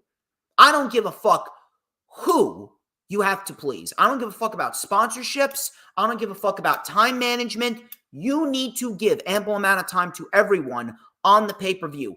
Give me matches that are worthy of being called pay-per-view matches. Because you see, having to have a pay-per-view to watch and see a match and we just say, it was all right, pretty forgettable, and then they do the match again on Raw and it ends up being better than the match on the pay-per-view, Seeing that is fucking frustrating. That is fucking frustrating. Nevertheless, great match. Shinsuke Nakamura. He told the American Nightmare before Christmas. And this was brilliant. This was brilliant. He was bashing Cody Rhodes, talking about his daughter. He called him a nitwit. He said that his father was an inbred. Looks like Shinsuke Nakamura has been watching the LFU because I call everyone that disagrees with me inbreds. Although I shouldn't say that. People don't disagree with me. They just refute the facts that I speak. I don't speak subjectively. I speak objectively. Nevertheless, Cody Rhodes, he attacked Nakamura. They brawled through the crowd. They went to the ringside area. Cody actually tore apart the announce table. We had a big tope suicida. Cody then stood on the table as Nakamura retreated. So I'm assuming we're probably going to get this match at day one. Katana Chance and Caden Carter. They took on Chelsea Green and Piper Niven. This was for the WWE Women's Tag Team Championships. And this was probably one of the better women's matches on Raw in a long, long time. I can't remember when we had a match in the women's division on Raw, especially a women's tag team title match like this. I can't remember a match like that we've seen in a long, long time. Now, it wasn't the best match ever. It certainly wasn't the best thing on the show. But for what we got, I'd say these four women did very well. If anything, the fact that I'm sitting here and I'm saying that it wasn't horrible and it wasn't one of the worst things about the show, I'd say that's a win. And we got the right outcome too. Katana Chance and Caden Carter, they are the new WWE Women's Tag Team Champions. We got a decent match and we got the right outcome. Katana Chance and Caden Carter, they win with the after party, the neck breaker 450 combination, and it was great. Very, very happy that they won. It's about time. It's about fucking time that they won. I thought they were going to save it for day one. I didn't think that this match was being booked this week. I thought they were going to save it for day one, but hey, listen, the sooner we got those titles on them, the better. Now, granted, the women's tag team titles don't mean shit. Women's tag team titles, they do not mean shit. However, they are perhaps the best tag team to hold the titles as we speak. And as far as where they're headed, I thoroughly expect the Kabuki Warriors. That would be Asuka and Kairi Sane. I fully expect the Kabuki Warriors to be the opponents for Katana Chance and Caden Carter at WrestleMania. That's the best way to do it. If you want to have a major, and I mean a major, women's tag team championship match, I'd say the best route to go is Kabuki Warriors versus Katana and Caden. Akira Tozawa, he took on Ivar, and Akira Tozawa actually looked pretty decent here. I really hope that they continue to give Tozawa more matches like this, because Akira Tozawa, if you guys haven't realized this, back in the day when 205 Live was a thing, Akira Tozawa was one of the most consistent performers on WWE TV. Every single match that Tozawa delivered was a banger. With everyone he stepped in the ring with. It didn't matter who he stepped into the ring with. You could put him in there with anyone that you wanted to, and he will ultimately give them a great match. That's the type of wrestler I want on my roster. And Akira Tozawa, he looked pretty decent here. We had a spike DDT. We had a senton by Ivar. Ivar then went for the splash, but Tozawa moved. Tozawa then ripped his shirt. Valhalla was taken out by Maxine. Tozawa with a diving senton, which looked great. Ivar kicked out. Tozawa and Ivar now up top. Tozawa went for a Hurricane Rana, but it was reversed. We had a world's strongest slam from the second rope, and Ivar gets the win. I'm liking what they're doing with Ivar. I'm liking what they're doing with Ivar. I hope that they continue to push Ivar in this position. Matter of fact, give me Ivar versus Gunther. Give me Ivar versus Gunther. That's what I want to see. Seth Rollins. He was in Iowa. They were in Iowa for Raw. So Seth Rollins came out to address the crowd in his home state. The crowd sang his song. He says that he's feeling more motivated to be the best world champion in the industry. No, Rollins. You are not the best champion in the entire industry. You are not the best world champion. You are number 2. You're better than Roman. Listen, you are 1,000% better than Roman. Coming out of WrestleMania, anything is better than Roman. I could take a shit in the toilet and it would be better than Roman. The chicken dumplings that I finished earlier on in the stream were better than Roman. But number 1, no. The number 1 world champion is Maxwell Jacob Friedman. Okay? I just want to make sure everyone gets that down to a T. Maxwell Jacob Friedman is number 1. He is up here. Everyone else follows. Maxwell Jacob Friedman is number 1 in the entire industry, whether you like it or not. And if you don't like it, suck my cock. So Rollins, he is looking forward to defending his World Heavyweight Championship at day 1 against Drew McIntyre. Drew then came out. Rollins told Drew to tread lightly. Drew then told Rollins that he is not out here to fight. He's proud of him. He said that he told CM Punk the truth, and that, my friend, is a real leader. That is a real leader. Now, I understand we are in the festive season, and you got the crowd singing your song, but I want to let you know all of the guilt that I felt. How my mother was dying, and she said, don't you dare come home. Stay here and continue living that dream. He said that he questioned if this was all worth it. And you can't relate to this because your wife is in the same position that you are in, but my wife is in a different position because she's the same as me. She has had those feelings of doubt and guilt. We've had difficult conversations and good conversations. Seth, I don't want your title. I need your title. I have to know if all of these sacrifices were worth it. And I'm going to do whatever it takes in order to get the title from you. Rollins then said, listen, Drew, I want to believe you, but your words and your actions, they do not align. But you did work your way back to the top, and you got a shot at my title. But what do you think the outcome is going to be? What makes you think the outcome will be any different? You still want to shift the blame. You're willing to do whatever it takes. What does that mean? You're going to cheat? I'll tell you what, Drew. You're willing to do whatever it takes except take responsibility for your own actions. And that right there was the big except. Drew cannot take responsibility for his own actions, says Seth Rollins. The only person that is keeping Drew McIntyre from being a world champion is Drew McIntyre. Last week, I told a man that I hated him, and I meant it. But Drew, I don't hate you. I pity you. Merry Christmas, Drew. I will see you in a few weeks. Drew then attacked Seth Rollins. Rollins then fought back. Drew then got the advantage, and he delivered a reverse Alabama slam to Rollins on the steps, which looked absolutely fucking brutal.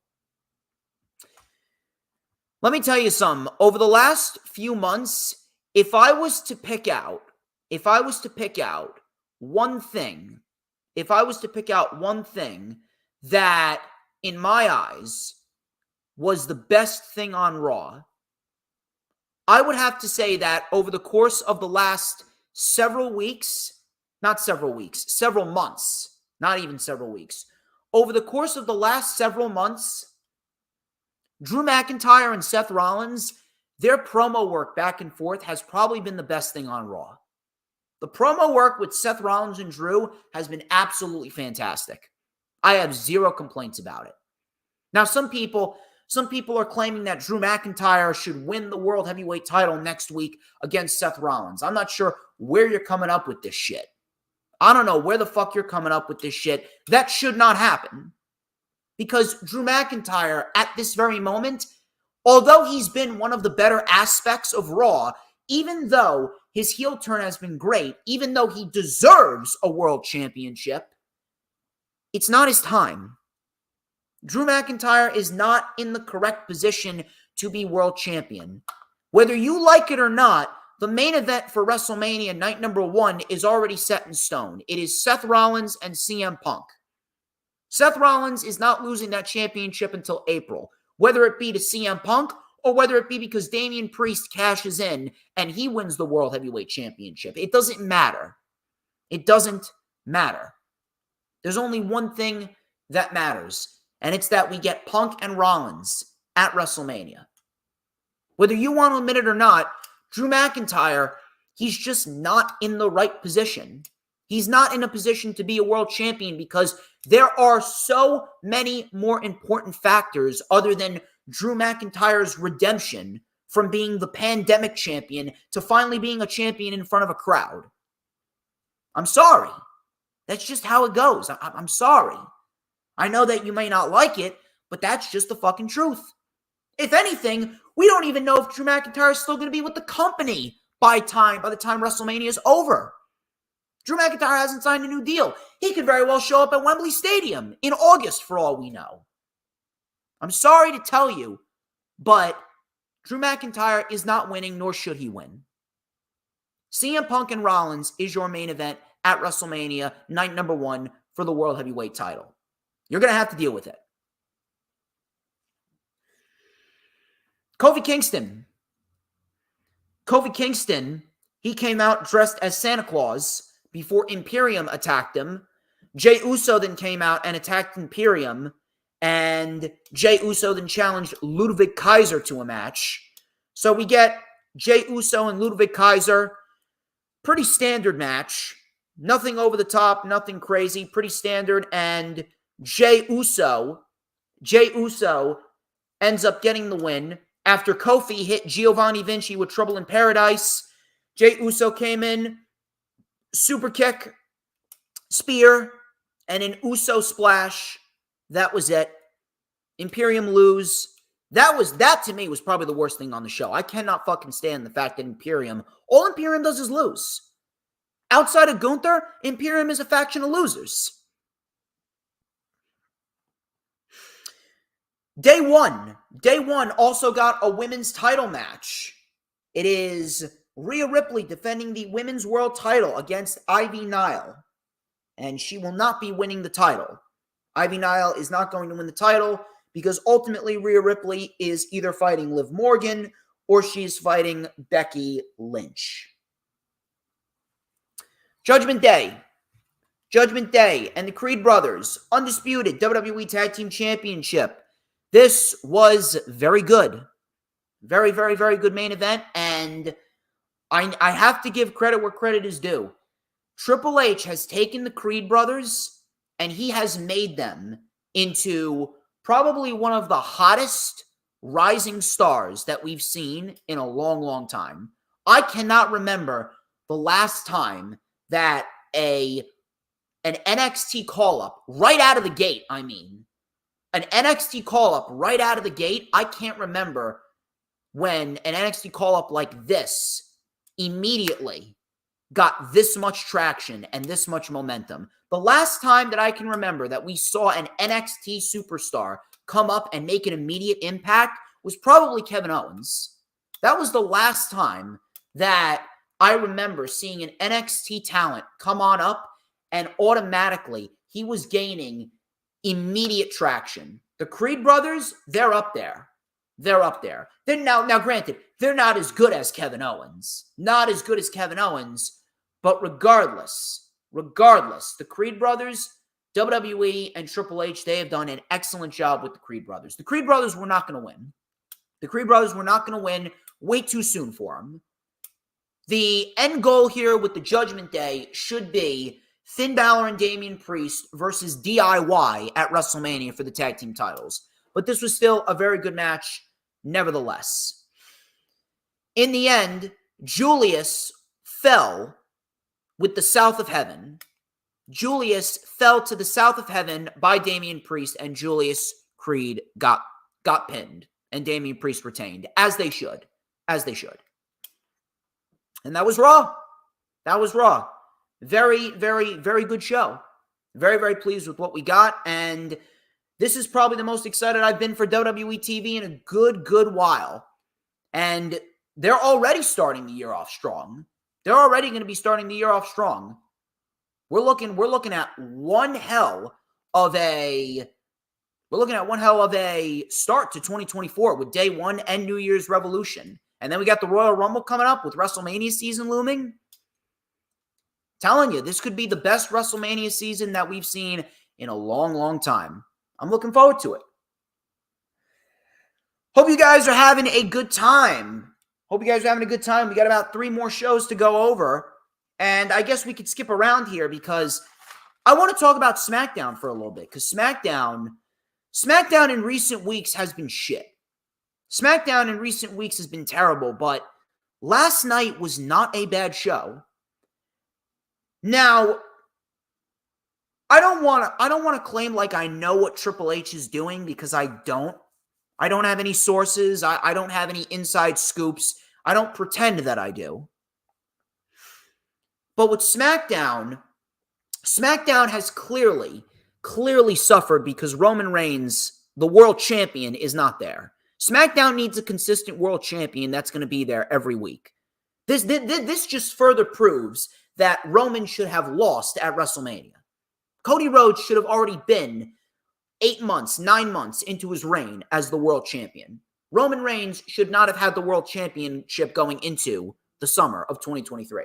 He shouldn't have.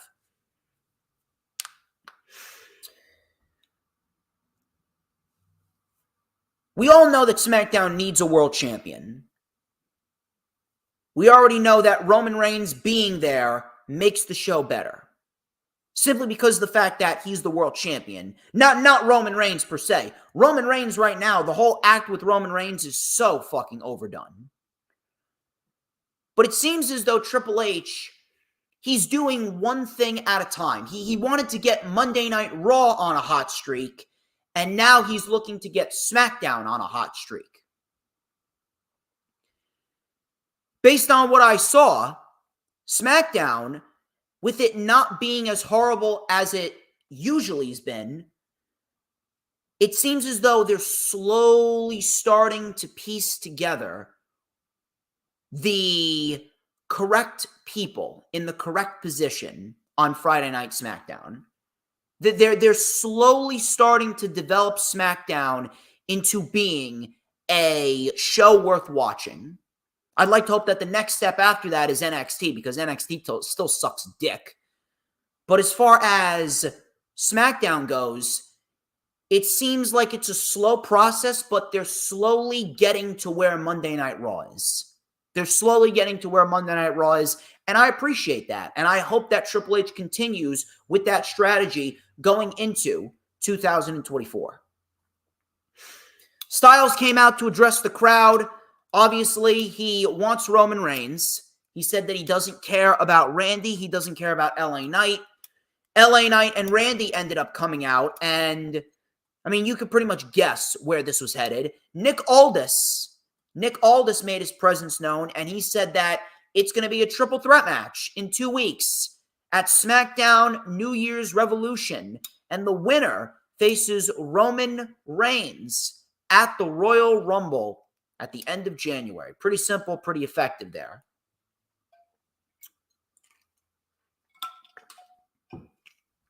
Bianca Belair, Shotzi, Michin, and Zelina Vega. They took on Damage Control. This was a pretty standard street fight. There's 2 things that happened in here. One thing that happened was good. One thing that happened was shit. The good thing that happened is Isla Dawn and Alba Fire are back. Isla Dawn and Alba Fire came out and they attacked the Kabuki Warriors. I'm not really sure how Triple H is going to do this, but I guess Triple H is trying to rejuvenate the women's tag team division. So instead of 2 legit tag teams, now we have 3 legit tag teams. I guess everyone has to start somewhere, huh? But Isla Dawn and Alba Fire, if we're going to get a match between them and the Kabuki Warriors, that I can get behind. The bad thing that happened was Mia Yim pinned Io Sky. Listen, I understand you want to give more opportunities to more women, and I understand that Io Sky needs to defend the title, but why did Io need to take the pin? Don't you think it would have made more sense if Bayley would have taken the pin? See, if Bayley would have taken the pin, they would have continued to play up to that storyline of Bayley not carrying her weight around in Damage Control. Why did Io, the champion, need to be pinned? That was fucking stupid. Io should not be taking pins as the women's champion. Inexcusable right there. If you wanted a match, you should have had Mia Yim get the win. Mia Yim could go to Nick Aldis and say that she beat Bayley, and then they could have booked the match at New Year's Revolution. Stupid. Fucking stupid. Dragon Lee, he took on Butch for the NXT North American Championship. Now, I'm going to say a lot of positive about this, but I actually want to say one criticism about this, and I'm going to call out all of you WWE cocksuckers out there. Why is it that when the NXT North American title, when that is defended on a Raw or a SmackDown, why is it that when an NXT championship is defended on a Raw or SmackDown, it's considered a positive, but yet when Ring of Honor is defended on AEW TV, it's considered negative? That's what I'm trying to figure out. To me, they both suck. Not from a quality standpoint, but from a creative booking standpoint, because NXT championships should be on NXT and Ring of Honor championships should be on Ring of Honor. See, that's the hypocrisy. That's the fucking tribalistic bullshit that just pisses me the fuck off. That shit gets underneath my skin. This is why I have no respect for anyone. Everyone's a fucking retard. If Dragon Lee is the North American champion, he should be NXT exclusive until he loses that title. We should not have NXT on Raw or NXT on SmackDown. We should not have Ring of Honor on AEW. A little structure would be nice. Nevertheless, this was probably the best thing on the show. Easily the best thing on the show. This reminded me of classic Pete Dunne. This actually gave me vibes of what Pete Dunne and Adam Cole did back at Survivor Series 2019. They went 11 minutes, 12 minutes, 14 minutes. They had the best match on the show. Brilliant. Brilliant stuff. So Dragon Lee with a Hurricane Rana off the apron to the floor onto Butch. Butch then with a powerbomb for a 2. Snap German by Butch. Snap German by Dragon Lee. Dragon Lee then with a tilt-a-whirl sit out into a powerbomb. Crowd was chanting, "This is awesome." Butch went for the bitter end. Butch was caught with a Canadian destroyer. And then Dragon Lee hit Operation Dragon. Dragon Lee gets the win and retains the North American title in a very good match. Roman Reigns had a sit-down with Nick Aldis. Nick Aldis actually stepped up to him. Says that he's the sheriff here. Roman wasn't too happy, but Aldis said he is not a middleman like Adam Pearce is. He is an executive. He doesn't have feelings. You see, the buck stops with me. Solo took care of John Cena better than you took care of John Cena, said Nick Aldis. And I thoroughly look forward to seeing who faces you at the Royal Rumble. It's a good authority figure. I like it. An authority figure with conviction. Great thing to say. Carmelo Hayes He took on Kevin Owens, United States Championship #1 contenders match. This was a decent little match. Really didn't go as long as I expected it to go. I actually wish that they would have given him a little bit more time. But regardless, still a decent match nonetheless. Carmelo Hayes and Kevin Owens, they meshed very well together. Owens was caught with a code breaker. Melo went up and he went to hit nothing but net. Owens moved. Owens with a pop-up powerbomb. Melo kicked out. Owens then with a swanton bomb off the top and a stunner. And Carmelo Hayes loses. Owens gets the win as expected. And Kevin Owens, he is all but confirmed to be Logan Paul's challenger at the Royal Rumble for the United States Championship. I'm liking it. I'm liking it. I wish I could say that I liked the Bobby Lashley Santos Escobar match as well, but that match, I don't know why, it was pretty standard. It was pretty dull. The best thing actually happened after the match because two masked men attempted to attack the Prophets. Escobar ended up winning the match, and the two men were revealed to be Angel Garza and Humberto Carrillo. So the match was dull. The match was completely dull. But the ending with Humberto and Garza, now that they are affiliated with Santos Escobar, we got ourselves an all-new Legado del Fantasma. That I can get behind. That I can get behind. That is going to be interesting. And listen, if this is what we're going to get with Legado del Fantasma taking on the LWO, that right there, that's some solid shit. That's some solid shit I can get behind. Styles and Solo. This was fine for the most part up until the ending because Styles can't lose because he just came back. Solo, he can't lose. Solo, like why would you have Solo lose? Solo can't lose because he is directly affected by Roman Reigns. He reflects what Roman Reigns does. You can't have Solo lose, not after that big victory against John Cena. So what happens? DQ. Shouldn't have booked the match. DQ finish. Knight and Orton then came out, and we had a three-way brawl. And Roman Reigns and the Bloodline, they just stood back and watched. And that was pretty much SmackDown. So, again, not a terrible show. I definitely hope that Triple H continues that momentum.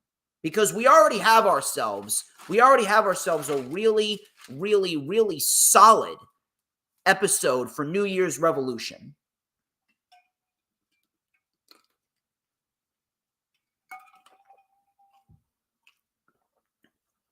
Dynamite Holiday Bash. Swerve Strickland and Roosh. Gold League Continental Classic match. Dynamite's been very good. I don't give a shit what anyone says. I don't want to hear any of this fucking bullshit from anyone. I don't want to hear any bullshit about the ratings. I don't want to hear any bullshit about these ticket sales. Take your bullshit, shove it up your ass. Shove it up your ass right where the WWE dick gets put in. Dynamite coming out of Full Gear. And Collision 2. AEW programming coming out of Full Gear has been very, very good. And World's End has probably had the best build out of any AEW pay-per-view all year. I'm looking forward to it. Really, really, really looking forward to it. So, Roosh sent Swerve into the barricade early on. Coming back from commercial, we had a snap German suplex by Swerve. Double rolling elbow, both men are down. We had a single leg crab by Swerve, transition into the stretch muffler, straight jacket pile driver by Roosh for a 2. Both men now on the apron. We had a belly-to-belly suplex by Roosh off of the apron. Roosh then with a diving senton in the ring, but he missed. 450 splash perfectly. Roosh kicked out at 1. The crowd was going insane. People actually mad that Roosh kicked out at 1. Who the fuck cares? Crowd fucking loved it. If the crowd fucking loved it, if the crowd actually thought it was very good, then why the fuck are you complaining? Because if there was no reaction and the crowd was just like, oh my God, here we go again, maybe I'd be inclined to believe that you're right. But if anything, when a wrestler kicks out at one like that, that shit right there actually makes the match more exciting. It makes the match more exciting because you don't normally see that. You don't normally see that. That right there is something that I think a lot more matches could use. A lot more matches could use something like that. Because that right there, it's something that we don't usually see. It's like a sudden burst of adrenaline that boosts up the opponent. People complaining that Rush kicked out at one. Who the fuck cares? There are much bigger things to complain about than a pro wrestler kicking out at one. How about the fact that Roman Reigns still is the world champion and his reign coming out of WrestleMania has been jack shit? Or you don't want to talk about that because you have the WWE ball sack down your throat. You got to gargle on that WWE ball sack, right? Tribalistic fucking freaks and retards this community is made up of. This is why I'm here and everyone else follows. I'm here because I am all-knowing. I know what others don't know. I see what others can't see. And everything that comes out of my mouth is a fucking fact. Deal with that or get out the fucking way. Because if you don't, I have no problem steamrolling over you. I'm a Mack truck, bitch. After Rush kicked out, Swerve then delivered a brainbuster for a 2. Swerve then looked to finish off Rush. House call. Swerve stomp. Swerve gets the win. Swerve gains 12 points in a very good match to start the show.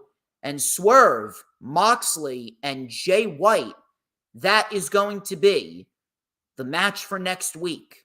That's going to be the match for next week in the semifinals. That's going to be good. That's going to be good. I can get behind that. Chris Jericho, he had a mic backstage, and he was very, very somber. He talked about Kenny Omega being out indefinitely with diverticulitis and how the tag team title match was affected.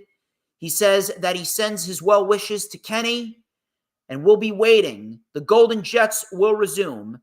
Till next time, I must bid you adieu, goodbye, mwah, and good night, bang.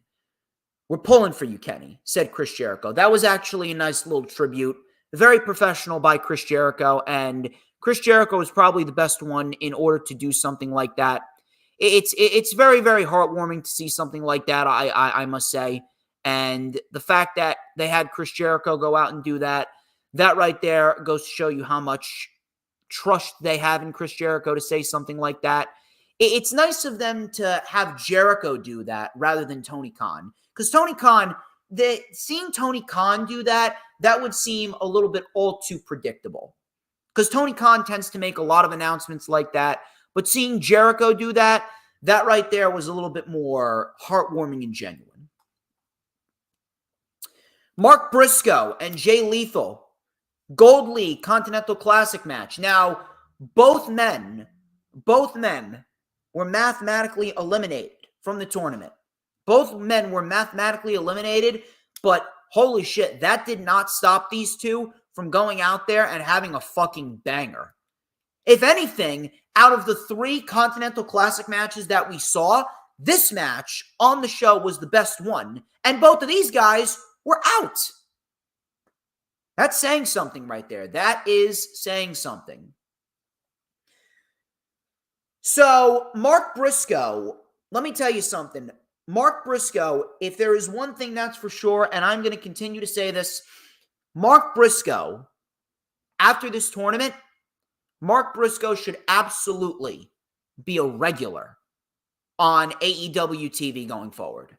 Mark Briscoe should absolutely be a regular because Mark Briscoe is fucking great. Mark Briscoe as a singles wrestler, this has been his rookie year as a singles wrestler, and yet Mark Briscoe has had some of the most underrated matches of the year. Jay White, Jon Moxley, Jay Lethal. Swerve, Samoa Joe, he's been kicking ass. He has been kicking ass. That I can get behind, and I genuinely hope that we see more of Mark Briscoe in 2024. Mark Briscoe, he could be a solid international champion, a solid TNT champion. So Mark Briscoe and Jay Lethal, they went back and forth. Great combos, by the way. We had a diving elbow drop off of the apron by Mark Briscoe. We had a lariat by Lethal, big chop, and a Lethal combination. Crowd started chanting AEW.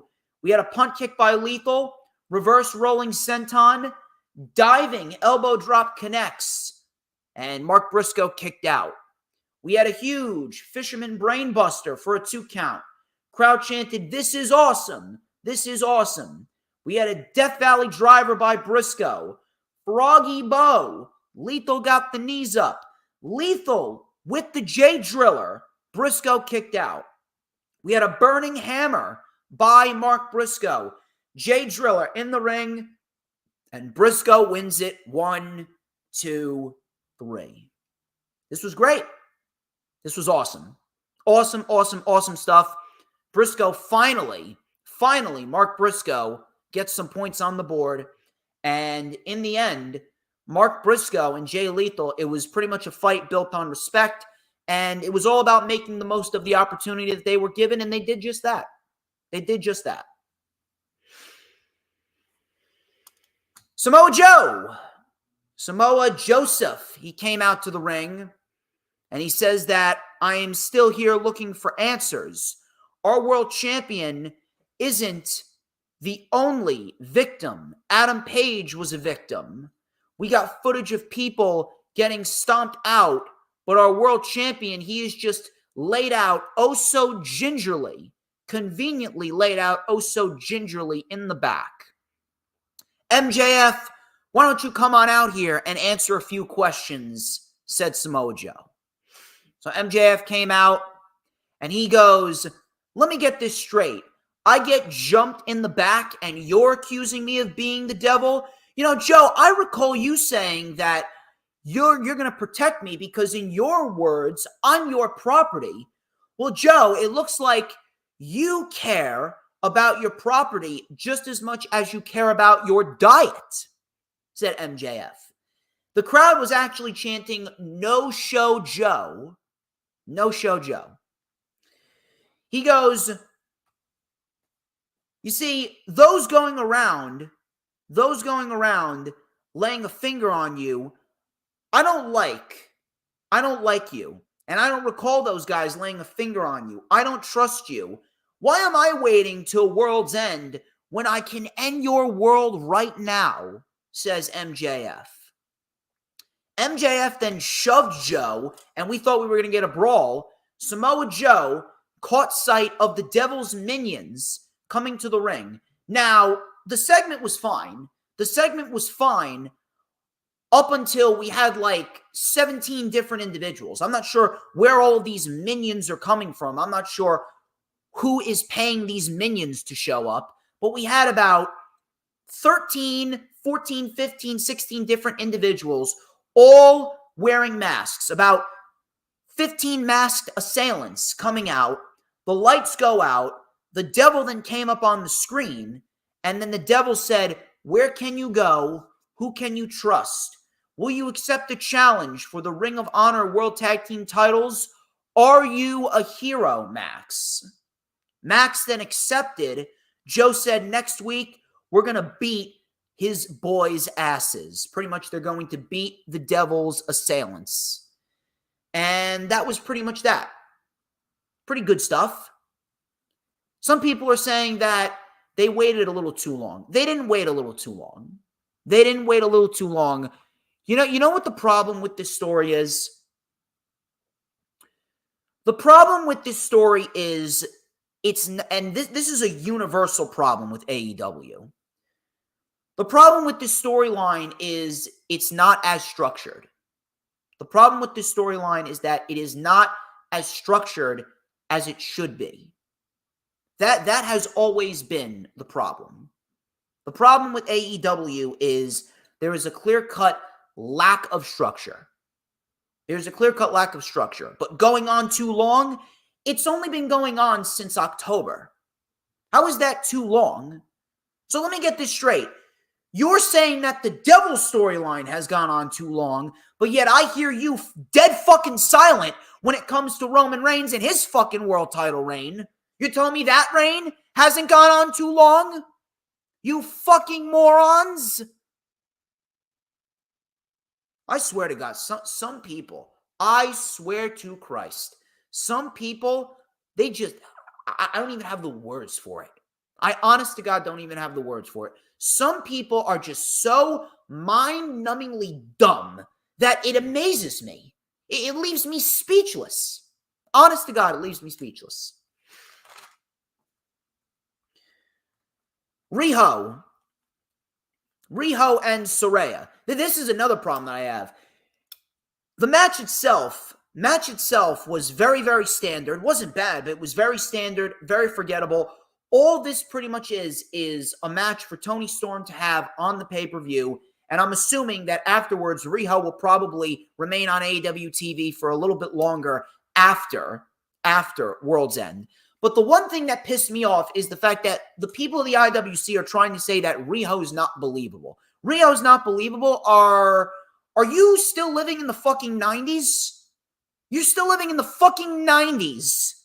When Riho is pretty much the same height as Katana Chance, Kaden Carter, as Zelina Vega, and numerous other individuals. Who the fuck cares how small Riho is?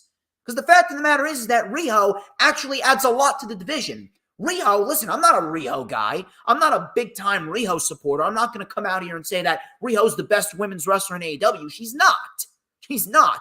But I'm not going to sit here and say that she isn't valuable.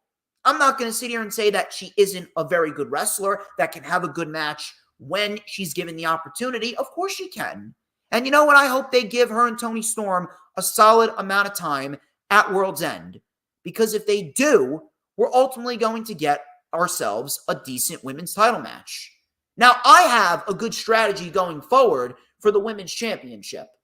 I have a very good strategy.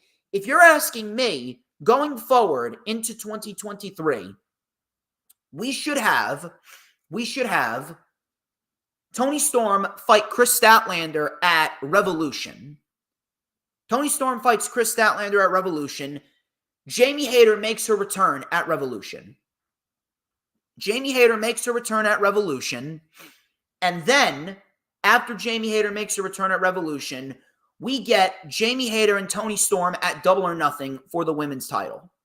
Toni Storm, Jamie Hayter, Double or Nothing Women's Championship, and Jamie Hayter wins the title back. At Supercard of Honor in April, we see either Statlander or Willow. I'm going to go with Willow. Willow wins the Ring of Honor Women's World Title from Athena. Thunder Rosa wins the TBS Championship from Julia Hart at Revolution. Athena gets called up to AEW TV, while Willow goes forth as the Ring of Honor Women's World Champion in Ring of Honor. Then Britt Baker's back on television. Britt Baker turns heel. Britt Baker then goes into All In, feuding with Jamie Hayter. Thunder Rosa, she's the TBS champion. She feuds with Athena. Those are your two women's championship matches going into All In. That's how I would do it. Riho wins. Riho gets the win, and that was pretty much that. So I'm guessing that these two, they're going to get I hope they get a considerable amount of time. Tony Schiavone read a statement by Christian Cage. Christian Cage says that he took Nick Wayne on a vacation and said that he will be returning on Collision, which is tonight, and he'll address Adam Copeland's challenge for World's End. I expect nothing less than a hero's welcome. Simple and sweet. And that was pretty much that. So we're going to get Riho, Toni Storm, no DQ match for the TNT title, Christian and Adam Copeland, and then MJF and Samoa Joe. That's your three-headed monster as we look towards AEW World's End. And I'm sure we're going to get the Continental Classic match as well. We'll get a Continental Classic match, so that's 4 matches. I'm assuming we'll probably get Chris Jericho and Kota Ibushi, and they're going to be taking on none other than Ricky Starks and Big Bill for the tag team titles. MJF. This was actually interesting. MJF, he had a run-in with Swerve Strickland. MJF had a run-in with Swerve Strickland.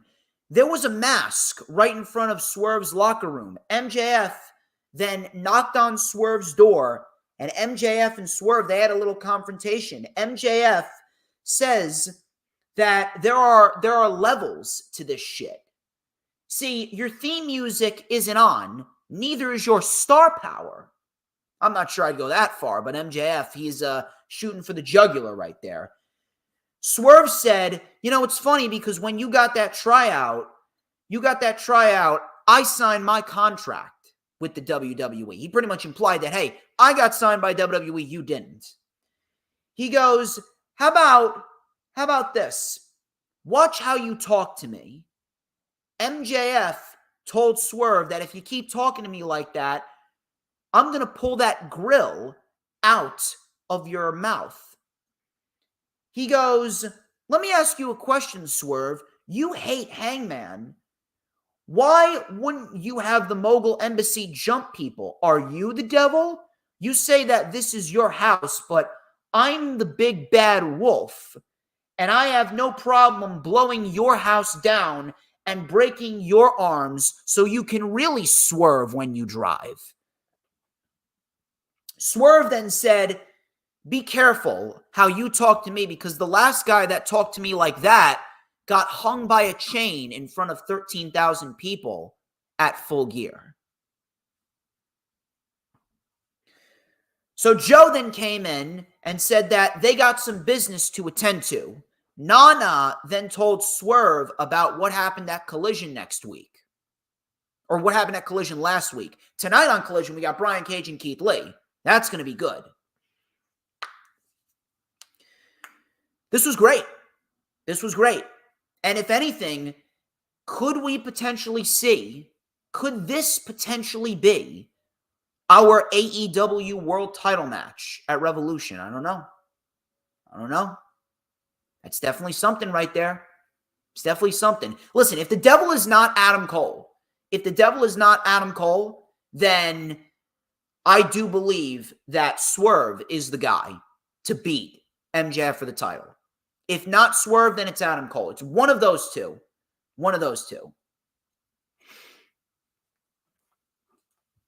Commander, he took on Roderick Strong. Fun little match right here. Nothing over the top. The one thing that made this match memorable was the fact that Roderick Strong delivered perhaps one of the best end of heartaches I've ever seen him deliver. Roderick Strong hoisted up Commander for the end of heartache, and instead of the end of heartache to the back, Commander did a full 360, and it turned into a gut buster. Absolutely unbelievable.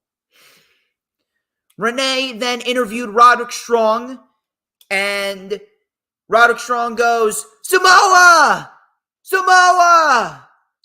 Joe, you have to believe me, MJF is the devil.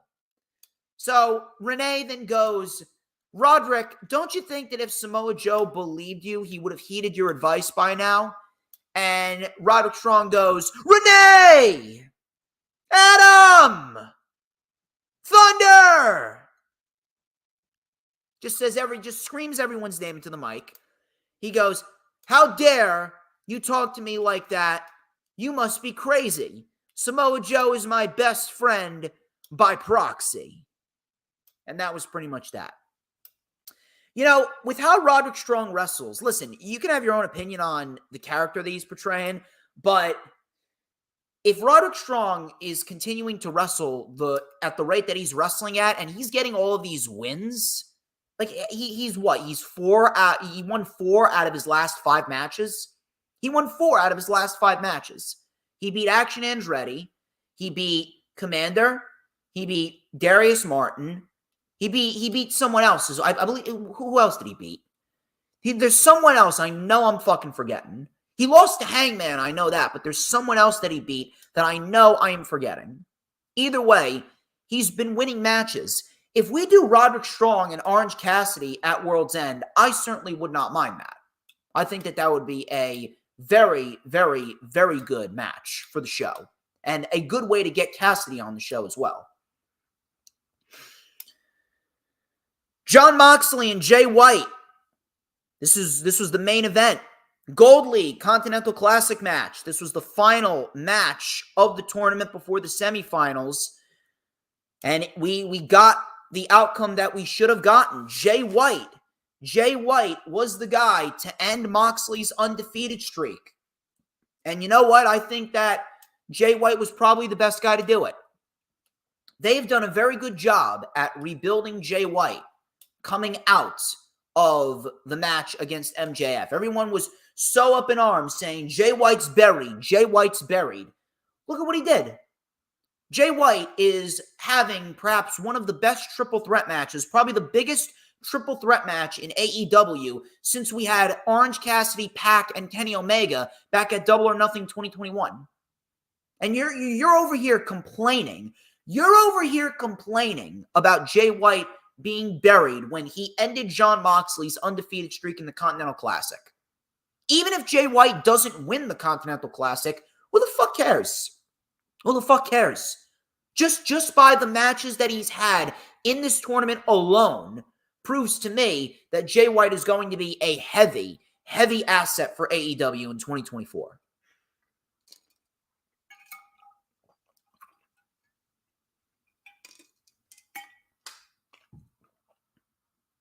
Orange Cassidy and Rocky Romero, they headlined Rampage. So we go into the Rampage Holiday Bash. Better than last week, I would say, with Rampage. Better than last week, which is not really saying much because last week's Rampage was a one-match show. This week's Rampage was a two-match show.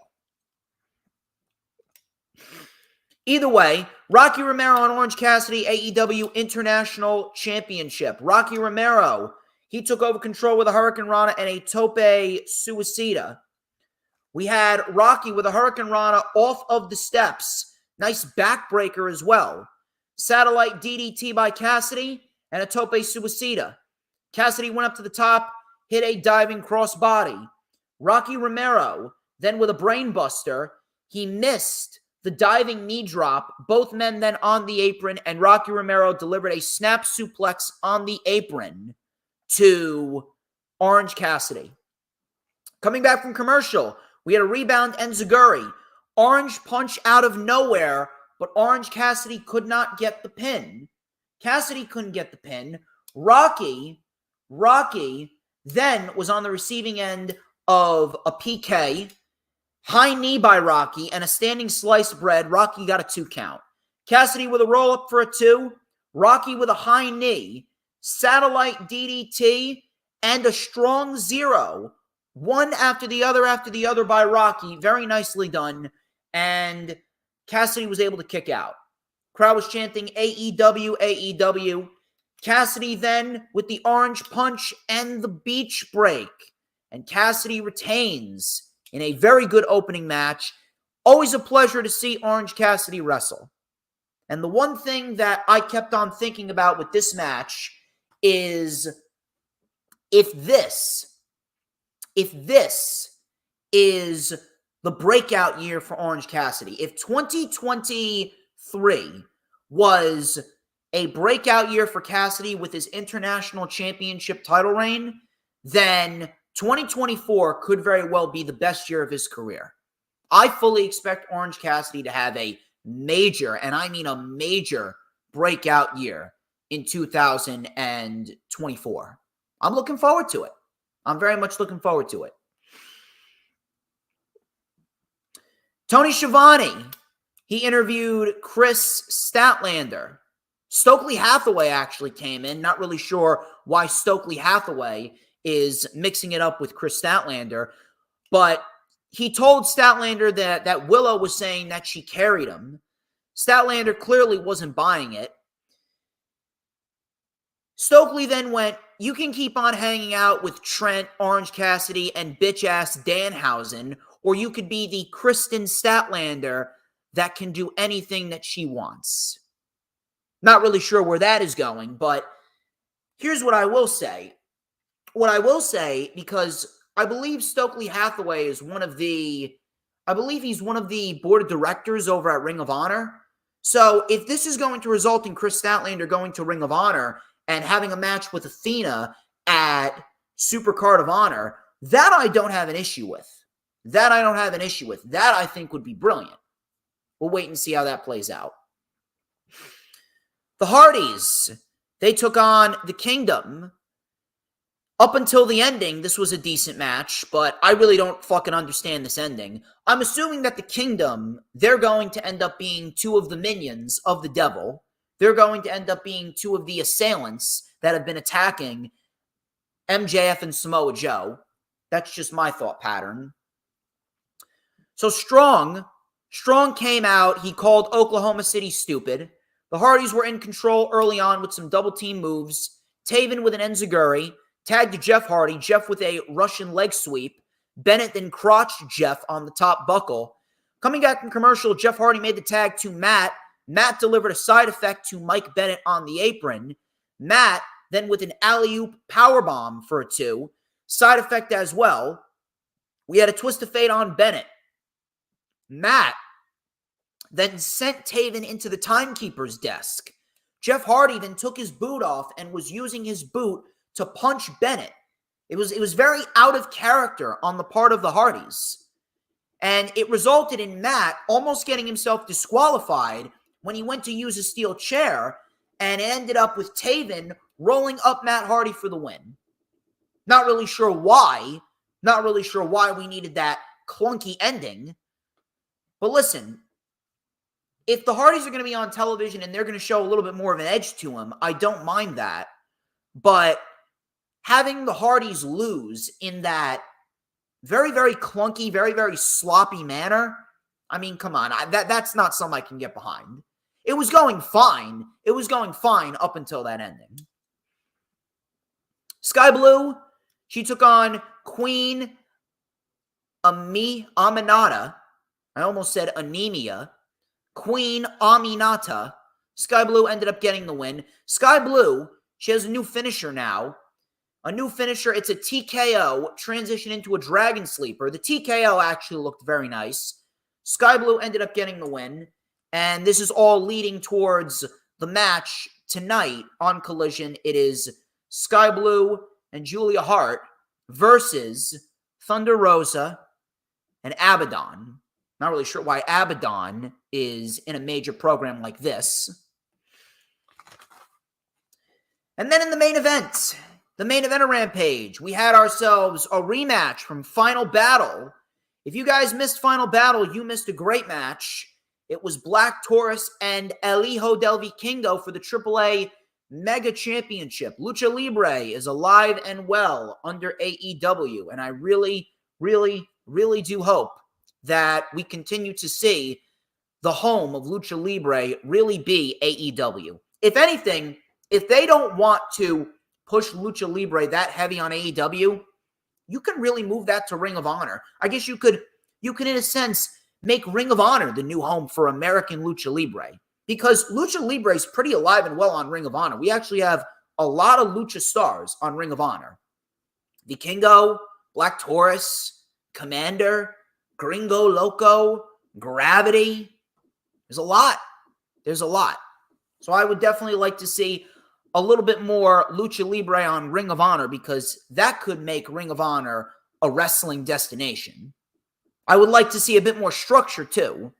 Just because Tony Khan added a new women's title doesn't mean that that's going to fix Ring of Honor. Although I am interested to see how the Ring of Honor women's division goes forth with that women's championship, because Ring of Honor has a pretty decent women's division in their own right. Trish Adora, Layla Hirsch, and Billy Starks. Athena's obviously the women's champion down there. Diamante's down there. And Mercedes Martinez is down there. Willow's in there too. There's a lot of women down there. See how that plays out. Rachel Ellering, too. Rachel Ellering's over there. Rachel Ellering is not that bad in her own right. The Renegades, they're very good.